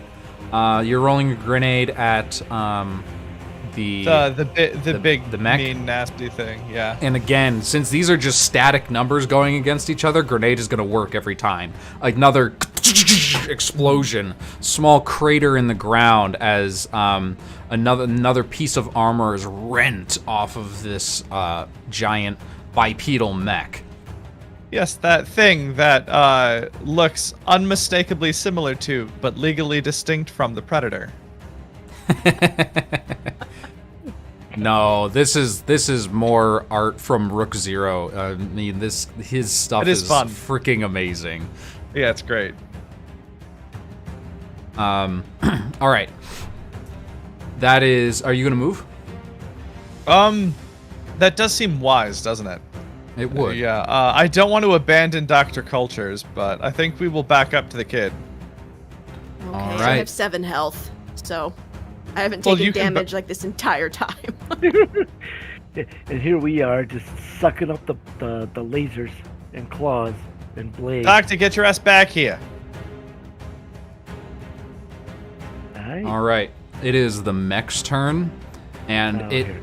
as it's taking a fighting stance, it puts one arm out, and its wrist just drops, and you can see a hole inside its arm, and you hear a thunk as a missile gets launched into the zone with the Iron Kid and Bev, and I need you both to make avoid checks. God damn it. Of course you do. Got a 1! Yes! I got a 5. And a 5 is enough. You saw this coming and you just hit the deck. Clang! As this huge explosion just destroys the vegetation in the area, leaving another small crater. This is starting to look more and more like a battlefield with all these explosions. The mech, however, is going to... He's gonna run away now. He has to go. No, reload. he's gonna stay right there. Kid. Alright, so, how... Alright, how good looking is this? The 2 Binar assassins are now the same amount of damaged. Okay. You know, this one can't hit the broadside of a barn standing in it, so, this one I'm gonna shoot at. Okay. Doo, doo, doo, doo, doo, doo, doo. 2 more invisible magical bullets fire off from your pistols. A 5 and a 6. Both of those miss. You can see the divots in the dirt that they leave just as your 2 invisible projectiles just miss by a hair's breadth, or they would if you could even see them. Do you want to Back move? up to full effort. You know, apparently I'm going to be about as blind as Dr. Cultures here with the shooting of the varmint. So, let's see here. They go before Cultures does. What? Who are you? I got your assimilation right here. All right, you move into melee with that one, and it is going to make an attack against you. Avoid check well, from the at least Iron it Kid, please. And the other one is least it going can't- to make a shot against Dr. Cultures. At least it can't charge me. All right, a 6. A 6 is a failure. You take No, 1 point of goodness. damage and you regain 1 effort, if you weren't full already. I was full on my last one. And Dr. Cultures? Can you re-explain how a combo works? You use all 3 of your effort points to do what? As an action, you can combo by spending all 3 of your effort points to add 1 die and 1 damage to an ally's attack. Okay.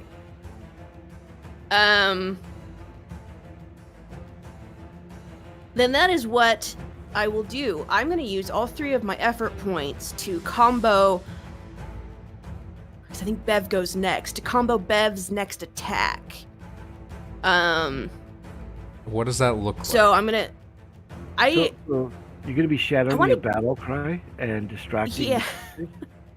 Yeah, well, I'm gonna get behind the critter. Wait, hold on. No, I wanna attack this guy. Not I don't wanna attack it, but I wanna get behind this guy.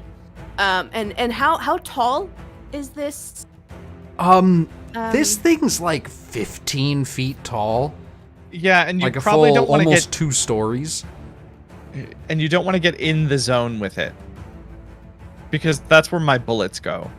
Right. You have the okay. I'm gonna move here because that's outside of its range. But I'm going to take probably rocks off the ground and just chuck it and say, Mila! Which looks Mila! Help! which looks very, very weird as mostly praying mantis. You sort of like eh, eh. Do you have extra arms? I have 2 front arms, but I have 2 sets of legs. I have 1 set of fully articulated human/mantis-like legs in the front, and then 1 set of like fully mantis legs, like the long skinny ones in the back. Gross. I love that. Cursed. But in this case, very helpful. All right. Bev, for your next attack roll, you get 1 extra die, and if you hit, 1 extra damage. Oh, that's awesome. Okay, great. So that'll be if I hit 3 damage. Okay, so let me roll with my big side mountain Gatling gun. Hey, aim. Oh, I have effort. Oh god, that would give me 4 damage. Yeah, I'm gonna aim. You're going to aim, which gives you, what does aim do I again? rolled a 1. What? Hold on. Okay. We need to calculate all of this up. Yeah. What does aim do? Oh, okay. Long shot, which is my aim. Uh-huh. So on a ranged attack, I can forego my move action and spend effort to take aim at an enemy, making my attack more likely to hit. And at my max rank, I can spend the effort to use a d6, which I actually rolled a d8 and still got a 1, so I'm not going to reroll Doesn't that. matter. I'm okay with but that. if I land a critical hit, when I use this talent, I deal an additional extra damage. 1 from the hit, 1 from the crit, 1 from the talent, which is a total of 3. Okay, so you Plus got 1 the from the hint, 1 from the hit, 1 from the crit, 1 from the aim, 1 from the combo, and 1 from the gun, and 1 more from the combo. That is 5 damage. That's 5 damage. Insane. That's nuts. In this particular game, that's nuts. Yes, you've seen Rogue One, I assume. You pull out that kind of level of machine gun where every single shot hits a critical point, where it's just like just perfectly aimed and rapid fire. And I just graduated from Colonial Marine to Space Marine. Exactly. This is my boomstick. Let me introduce you to Martha. Martha Amazing. loves to put holes in things. And it put holes in things it does, as it just tears the mech apart, limb from limb. The mech is still standing because it's a beefy guy, but it is seriously damaged, falling apart. A huge chunk of its health has just been taken away. It's oozing lubricant. I didn't think it was possible to do 5 damage in this game. That's crazy. I'm stunned I managed to do that. All right. That's wild. It required the critical to pull that one off. That's And even then, that was amazing. Way to go, Doctor, with your rocks. yes. As the rock gets tossed up, the mech sort of looks at it and moves up to catch it, and that's the moment when you just shred this arm off. All right. However, the mech's not too happy about it, and it takes its other arm and another wrist rocket. Shink, boom. I need both Dr. Cultures and Bev to make avoid checks. Ooh, not Come on, Bev. I don't like it when you say wrist rocket. Sound a little filthy somehow. I don't know why. What are you talking about? Boba Fett has one. And they used to call slingshots wrist rockets. So I don't know what your problem is. Let's see. I did use a D12 this time because I feel like I have to be able to see Oh yeah, I where would the agree with rocket's that. coming from. So I rolled a 6. And I got a 4. Both of you succeed. These rockets are very slow moving and the explosions aren't actually that big. You manage to duck out of the way and it just misses your zone entirely and explodes against something behind you. So you're channeling your inner. You are channeling your inner Michael Bay, so that the characters don't get hit with explosions, but they look spectacular. Exactly, just behind you. Lens flare after lens flare. Yeah. Kid, you're up. Actually, I thought that was the J.J. Abrams thing about the lens flares. All right. So should I finish off this little varmint, or should I try to finish off the big varmint? Or, well, you know what? I want Bev to have the glory of finishing off the big varmint. I'll take care of the little varmint that I'm standing next to. So, hey, I'm gonna spend. No, I'm not gonna do that. I'm just gonna drop this thing with my sidearms, but probably not with a 7 and a 6. Yeah, both of those are gonna miss as your bullets just land in the ground, doing nothing. Of course they do. The Binar assassins are going to make their attacks again. One of them is actually going to... Yeah, this guy saw what happened and is going to move in here, and they are going to both focus fire on Bev. Yeah. They're not letting that happen again. I aggroed, I know. Alright, 2 avoid checks for you. First against the melee one, and then against the long range one. 4 and 3. Both successes. Jeez, maybe I should have made these things better at hitting stuff. Which chapter of Space Marines are you from? I mean, what the fuck? Jeez. Dykes on bikes. Freaking, you survive this. Oh, no. That's what the chapter is called. The whole squadron is just dykes on bikes. Dr. Cultures, you're next. Okay, so I use up all my effort doing something cool, so I'm just gonna karate chop the little mech that's next to little Bev one in melee. My, all right, go ahead and make with your my attack. mantis arms. It's so precious. Wait! I could just see it now. She's like karate chop. Yeah. And I use a D8 because I have the martial arts feat, because I figured that made sense. And that's a 4. Yeah, that's gonna hit. So as if it has 1 health point remaining after I deal damage, I get to do a finishing blow. Unfortunately, it has more than 1 remaining, but okay. Not by much. Hopefully not after my next turn. All right, that is your attack roll. Are you moving? Yeah, because I want to skirt around Bev and just come over here. Good choice. All right. Next up is Bev. Okay. I'm looking around at the map. I think I'm just gonna have to shoot at the mech again. Yep. All right. Wait, the big one? The big one, yeah. Just I want to try finishing it off. Finish him. 5? A 5 is not enough to hit. All the bullets, you got lucky, and it's now crouched in a sort of defensive position, and none of your bullets find a damaging enough purchase on it. All right, I tried. Okay.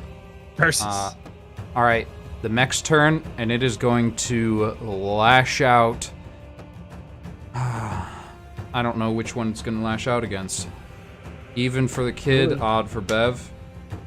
Gonna lash out against the kid. Go ahead and make a avoid check for me, please. Of course. Because I am clearly the most dangerous person here. Oh, I think I'm getting hit with an 8. Yes, and you get your effort point too. You lose 1 health though. As the mech's fist just does a hook and collides with your side. So I just look at him and go, "That didn't hurt." It's your turn. Yeah. The little assassin there that Dr. Corvus karate chopped. Mm-hmm. Yeah. He gets imaginary bullets. 2 shots. A 5 and a 2. The 5 misses, but the 2 hits. Great. I have like 8 effort now. Or you would if you could have more than 3. Yeah, right. It's like, all these failures, I just keep gaining effort that can't take me above where I'm at. So Yeah, you just got to start comboing, letting other people do the attacks. yeah, that's what I was thinking. I was like, I should have done that with Bev, but I right. wanted to hurt this thing. Now this should bring it within range that if the doctor karate chops it again, she might actually get to do her finishing move. This time they're going to make a Oh, by the way, I have 1 health point left. Yeah. Mhm. No, they're going to have to focus fire on Bev again. She is clearly the most dangerous. Yes. By a long shot. Ba-dum-bum. I'll pretend I did that on purpose. Okay, you do that. Right. How many avoids am I doing? You're doing 2. 2 and 5. A 2 succeeds, and since the 5 was the second one, it also succeeds. Nice. 2 more avoids. These so-called assassins aren't doing their frickin' job. I refuse to tempt fate by laughing at them. Ranged right, combat assassins that can hit the broadside of a barn while they're standing in it. It is hilarious. Dr. Cultures, you're up. Sure am. I'm gonna get back within range of the little mech guy there, and I'm gonna karate chop him again. Karate chop. For another All 4. right. I think I got a 4 last time. Ooh. I sense a trend. That is a success, and you get your finishing blow. Yes. I want to do like the stereotypical mantis thing where I bite its head off, and I just want to like use my little pinchers to sever like the electrical sort of like brain stemmy bit and just kind of like rip his head off and throw it. As you go in for the kill, almost like a vampire, just you get a little bit of battery lick feeling on your tongue as it and you just rip it clean off, and it sploosh into the river like 20 feet away after it goes flying. The robot body collapses to the ground, unmoving. Fatality. Dr. Coulter's the newest of the Mortal Kombat family.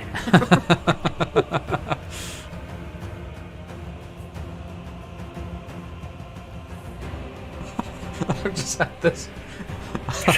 The character. Sorry, this bit is going too long, but I'm imagining the character select screen, and Dr. Cultures yells out the party battle cry every time you mouse over. Lord. Meelorp!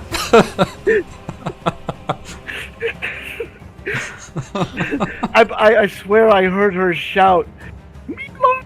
right before she did "Karate chop," and then just destroys this robot. Like, All okay. right. Well done, Dr. Wow. Cultures. Bev, your turn. Yep. So I do have a little effort left. So I'm gonna take aim this time at the large mech. All right. I want to be able to roll that dang d6. I rolled a 5. Oh, no. just a bunch of sparks fly as the bullets bounce off the armor yet again. Seems the mech is getting used to your tactics. All right, and now it is the mech's turn. And seeing what happened to its companion is going to bring its one remaining fist down towards Dr. Cultures. You can dodge this. Let's hope so. Like the mantis from Kung Fu Panda. Yeah. That's a 5.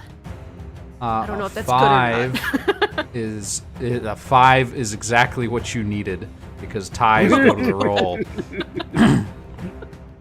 Just skating by as this fist embeds itself in the ground.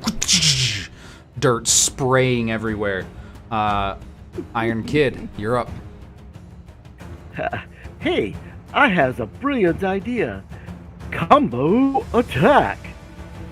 All right, how are you comboing and with whom? I'm comboing with Bev, and I'm blasting the frackin' mech. All right, how is that a combo with Bev instead of just your normal attacks, though? Well, see, I have two choices here. I could either switch guns and just use the long arm to peg it, like pinging off its forehead or something to distract it, or, I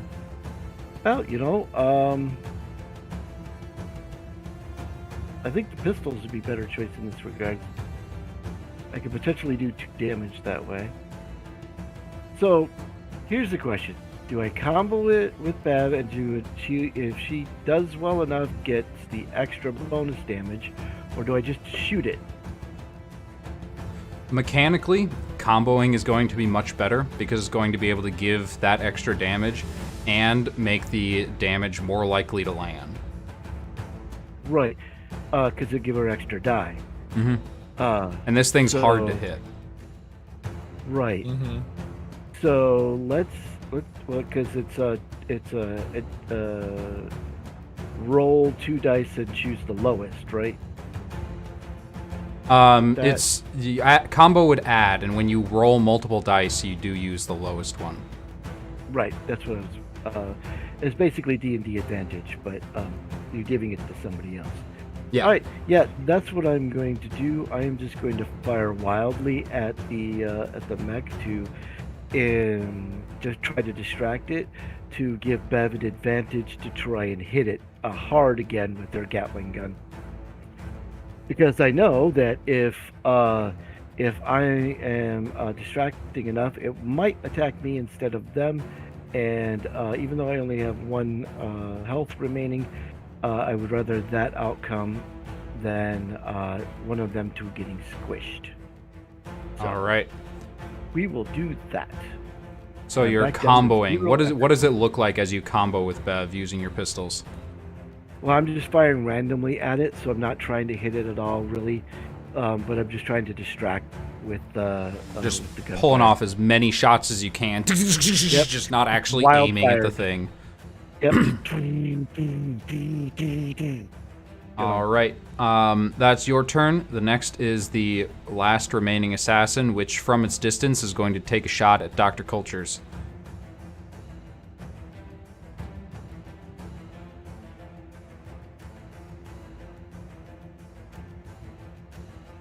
That's a 3. A 3 is going to succeed. The shot goes wide. And it is your turn, Doctor. Okay.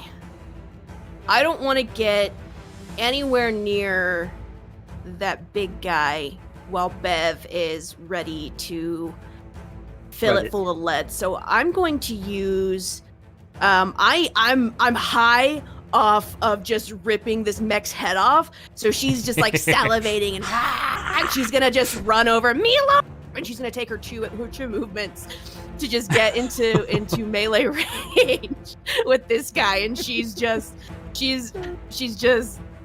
so excited to be there. All right. It's the most excitement she's ever had in her life. Bev, you're up.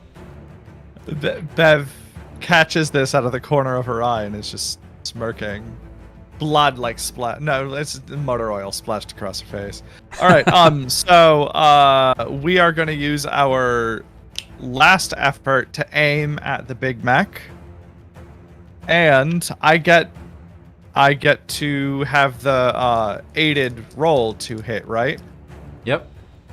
So you get a roll. die from the combo, and if you're aiming, another die from that, so that's 3 total.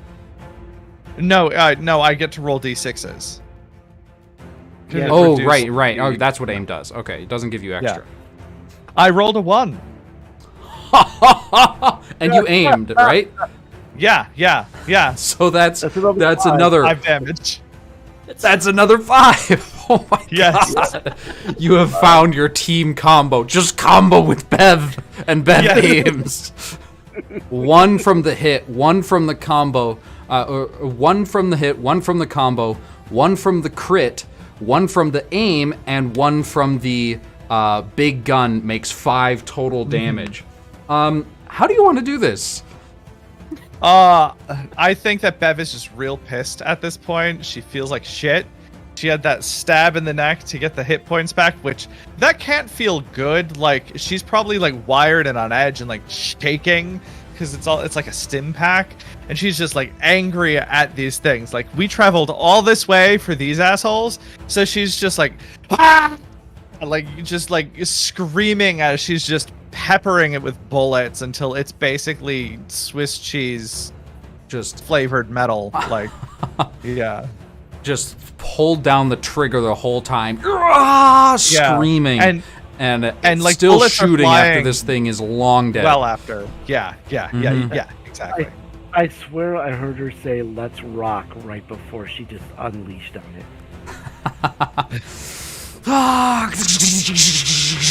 it. And still firing bullets into the crater that you've created of dirt and scrap metal and oil.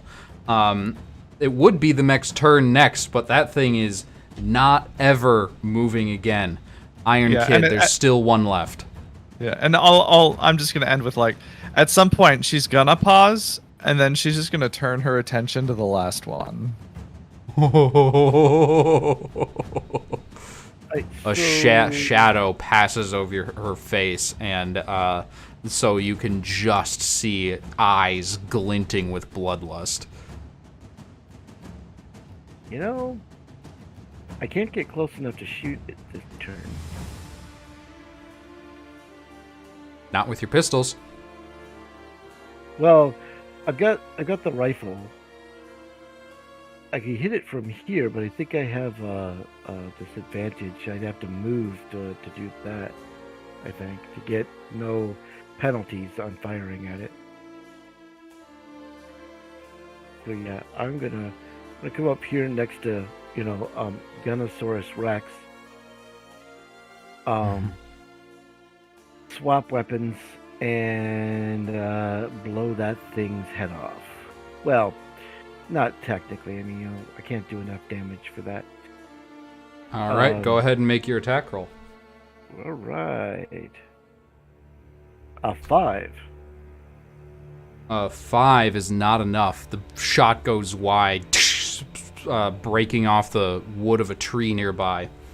Next up is the assassin, which is going to take a roll again, an attack against Dr. Cultures. Avoid, please. Ooh, that's a 6. A 6 is not enough. You take 1 point of damage and get 1 effort point back. Next up And Dr. is Cultures takes you, first Doctor. damage in the game. Yeah, I'm just gonna karate chop it because I'm ready to go. All right, attack. It's a 3. Ooh. A 3 is going to hit. You do 1 damage. And do you want to move? No. I mean, like, I want to move in the set. Well, You want to move. Yeah, you want to get out of there. You sense Bev's eyes drilling into the into this zone. It's almost as if a giant weapon, red laser target has appeared over it. It's just like a pinpoint. And I know that her weapon does damage to the entire zone, right? Mm-hmm. Yep. Okay, so knowing that her weapons does damage to the zone, then yeah, I'm just gonna take a step to the side. And Okay. it's less of a step to the side and more of a, as soon as her like the weapon starts to fire up, I go and then just kind of like hit the deck and just kind of like jump. Like, yeah, the hum of it spinning up. All right, go ahead and make your attack roll. Happily. Can't aim, I'm out of effort, but I feel good about my chances. I got a 3. Hell yeah. That is 2 more damage. And this thing is on its last legs, but it's not dead yet. Do you want to move? You still can, since... No. I don't need to. All right, Iron Kid, you're up. I'm going to do a rifleman spin of my rifle and pop another shot at him. All right, make your attack roll. 2. How do you want to do this? Nice. I'm going to hit him square in the eye. That main eye that's been shooting lasers constantly, is winding up to shoot another one at you, but your bullet gets there first.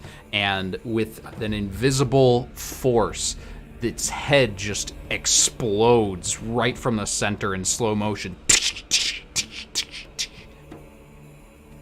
And the last of the Bynars in the immediate vicinity falls dead. At this point, you can see the Thermians start to come back, damaged, alive, and dragging robot parts. And you can hear a battle raging around you. Well, I can't be very much help with until I get repaired. Good job, tomato soup. Nice to have you back. Tomato soup. What do you prefer, chicken? Oh, mushroom soup is actually not too bad. Yeah, what do you want? Right. Doc, you got anything?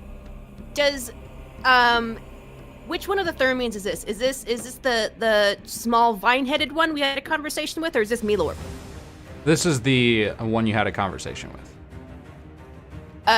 Does they? I guess I don't know what gender they are. Do they look hurt? Like very, very hurt? Do they look frantic? Like what am I attempting to look at? Roll a check to gather information on the alien's health and emotion. That's an 8. It's an alien. Still an alien. You get an effort point back. Oh, not 12. I don't want 12 points. I look at them. I don't know. I'm still like kind of in shock at this point. Like I just bit a robot's head off. Just look at them. I don't know. They don't make sense. Does anyone know if there's perhaps a way to reverse engineer a signal to send out like an EMP? It's... Never mind. And I'm gonna run back to the ship. Because the two of us are just standing there going, what the hell is she talking about? I didn't need a And then she's tampon. I gone. don't understand. She's already gone. Like, will we ever understand Dr. Cultures? I don't get it. She's weird. I want to try it, and DM, this is completely up to you. I don't know how this would work. I want to try rigging up the ship to send out a reverse signal to the Bynar ship that has like an EMP. I don't know. We'll see what happens. Go ahead and make a check to MacGyver this offensive contraption out of your ship. I don't think I have anything that would help that. So we're just gonna go with a D10. That's a 5. Not with a 5. That's another failure. You're starting to look around and nothing is catching your eye. Nothing here is, that you understand at least, is powerful enough to send out an EMP, not without killing the Iron Kid.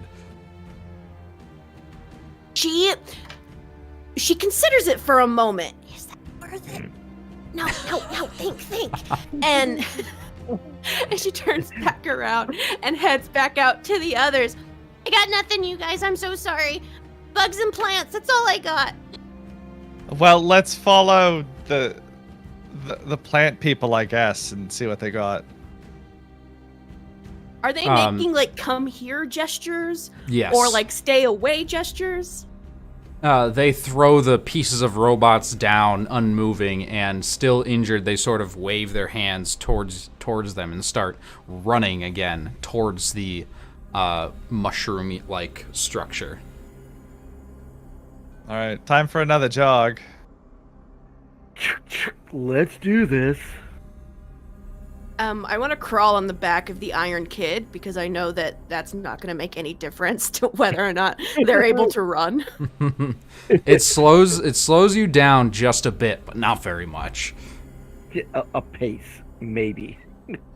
Clang. Clang. It seems that, like, you're running through a battlefield. Like, you can still hear shots being fired. You see like tiny Binar-looking fighters flying through the air, and the trees themselves of the moon are swiping them out of the sky. And you continue running through this forest as plants battle robots. And as you do,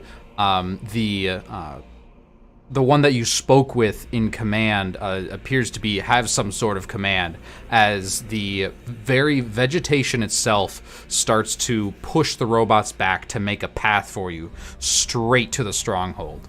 After running for about 5 minutes, you manage to get there. The plants around you take damage, but no shots reach the 3 of you. And you reach it, and the doors close behind you. These soft, mushroom-like doors, just with a boom, poof, close. And you look around, and you can see it's surprisingly normal. You can see buildings made of vegetation, actual steps that lead up around them and into them. But you don't have a whole lot of time to look around. One of the... Oh, but I try. You try real hard. Go ahead and roll a check to not get too distracted. It's like the ending from The Mummy where Jonathan is like, they're all trying to leave. And they're just like, nope, don't take the treasure. Oh no, that's a 10. Oh, man. I knew it. Milorp has to actually bind you. You are restrained, you cannot move, you are just being bodily carried by Milorp. I feel like he probably just picks me up like a briefcase, just like grabs me by my waist and just walks off. Mm-hmm. Meanwhile, you're rubbernecking the whole time. You're like, oh, look at that. Oh, that, what's that? Oh, look at that. Oh, look at that. Exactly. Ridiculous. Meanwhile, I could care less about any of this. I'm like, what are we doing here?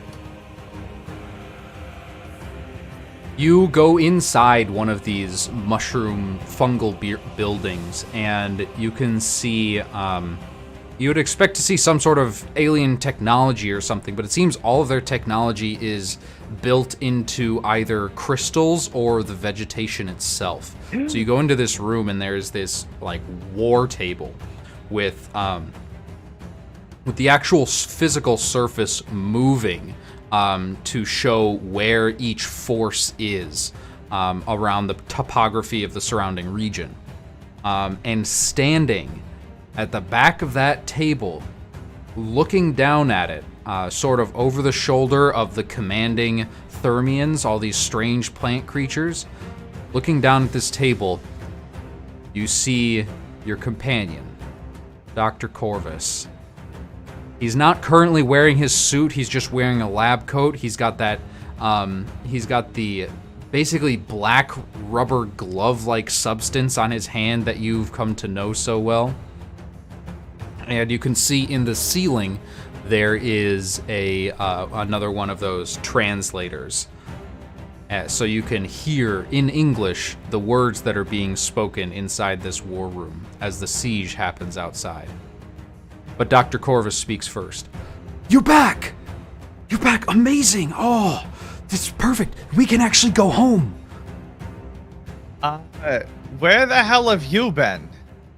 Look, these wonderful plant things got me and brought me here at like wicked speeds. We took a secret underground tunnel.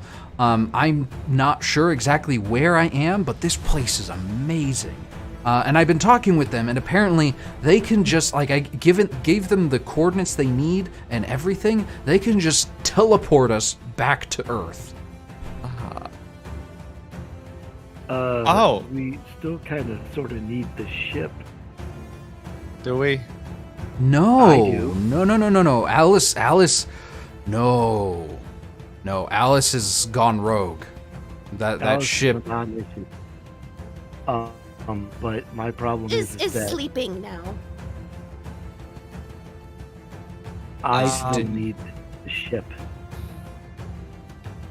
Right, you do still need your ship. I'm sorry, kid, I forgot. Yeah, we're going to need that. Can we teleport with the ship? And one of the Melorp type creatures, though larger and darker, speaks up. Yes, you can teleport with the ship, but we are going to have to retrieve it. And we are going to enter a slight epilogue for our story to wrap it up.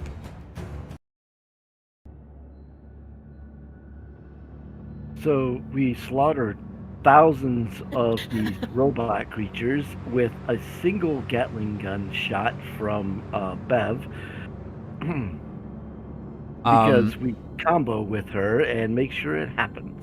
The story of your battle does spread quickly, and Bev, you are instrumental in turning the tide of this siege at multiple different points. The numbers are still overwhelming. Now that the Binars know that this outpost is here, their reinforcements will not stop. This place is essentially lost, but you can go back. You get your ship through. It's a very difficult and dangerous mission, but you manage to get back to your ship. And using a sort of transponder, you go back inside your ship, attach it to the inner hull, and after you say quick goodbyes over telecoms that manage to translate for you, you say goodbye to Melorp and the other friends you've made here over the last month or so. It's been hard to track time because the days are... The system works different. You're on a moon. You're not sure how many hours have gone by. But it feels like a month. And you suddenly wink out of existence. It's a very strange feeling. You feel like you're getting pulled backwards through space by your belly button. And it's a little bit nauseating at first, but after a couple seconds, you take a deep breath and you open your eyes and you can see stars whizzing by, just blinding light, like Star Wars hyperspace. You're in this tube of light. And before you know it, you suddenly appear back on Earth, about 2 feet over water, and you just splash down into a shallow puddle in the middle of a redwood forest.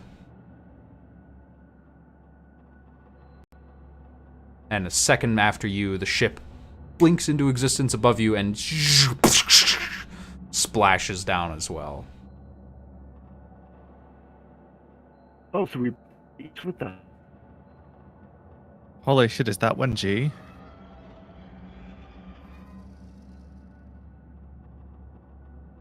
Where are we? The weight of your body comes back as you readjust to Earth's gravity. Looking around, there's nothing but tall redwood trees.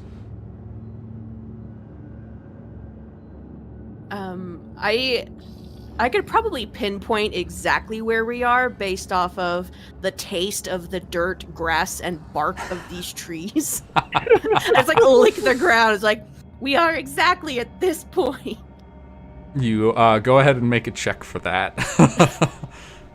That is disgusting. I'm so glad I don't know. I thought the legs That's a would be 1. With a 1, you know that you are indeed in the northern mountainous region of California. Inside, you would be able to name the actual national park that you're inside right now, which the borders of those have changed over the last 50 years due to the mutations and new accommodations for different folk. And you know exactly where you are. And just as you identify that you're somewhere in Northern California, 2 hikers come along a path nearby. And you make eye contact with them, and they make eye contact with you. And you know that you have a lot of work to do. You're not sure who's going to believe your story about what happened to you, how you got here. You're not even quite 100% certain on how long you've been gone. But there's a war, and it's coming to you. And that's where we will end the final episode of Pulse. Thank you to you 3 for joining me for this amazing mini-series. Many things happened that I never could have predicted, and that's exactly the way I like it. So thank you very much. And thank you, our audience, for sticking around, whether you're watching this live or watching the VOD afterwards. Every single view and share and comment and live chat really helps the channel grow and gets the word about this system out. So thank you all very much. I really hope you enjoyed the show we managed to put on for you tonight. And we will go around and do our quick outros because this is probably the last time this group of people is going to be together. So we need to know where to find all of us. Hi, I'm Dennis. You can find me here. So all of you know that. But on our outros, we will start with Jameson. Again? Yep, like I said before, I can always be found on Alchemy RPG's Discord channel, as well as World of Game Design, and of course the SAGAS Discord channel. Pretty much that's where I haunt most of my days when I am not doing other things, creating and running games and doing all sorts of fun stuff. So if you're interested in checking out some of the other stuff I'm doing, I will be at Gen Con. And so I've got a lot of good things going on there. So, you know, DM me and I'll let you know. Thank you for being here, Jameson. I really appreciate it, as well as all the homebrew you've done for me. I swear one of these days I'm going to get around to actually looking at it and building it into a supplement for this game, assuming our Kickstarter goes well. The link for that is also in the description. Go to it. More to come. That's just the tip of the iceberg. Yes. All right. What about you, Juicy? Where can people find you? Yeah, hi, I'm Juicy Garland, Boston area drag queen and super nerd. You can find me in and around the Boston area drag scene. I perform when I am available. My life is bananas. In addition, you can find me on GM Mistress Winter's Twitch channel every other Thursday, and on the Cybernation Uncensored Twitch channel as well, playing Cyberpunk Red on Fridays.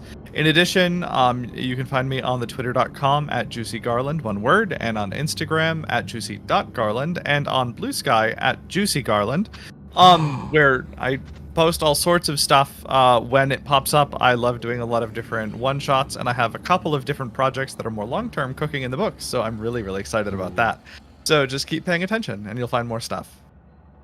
Thanks for joining us tonight. And last, but certainly not least, the lovely Alex. Where can people find you?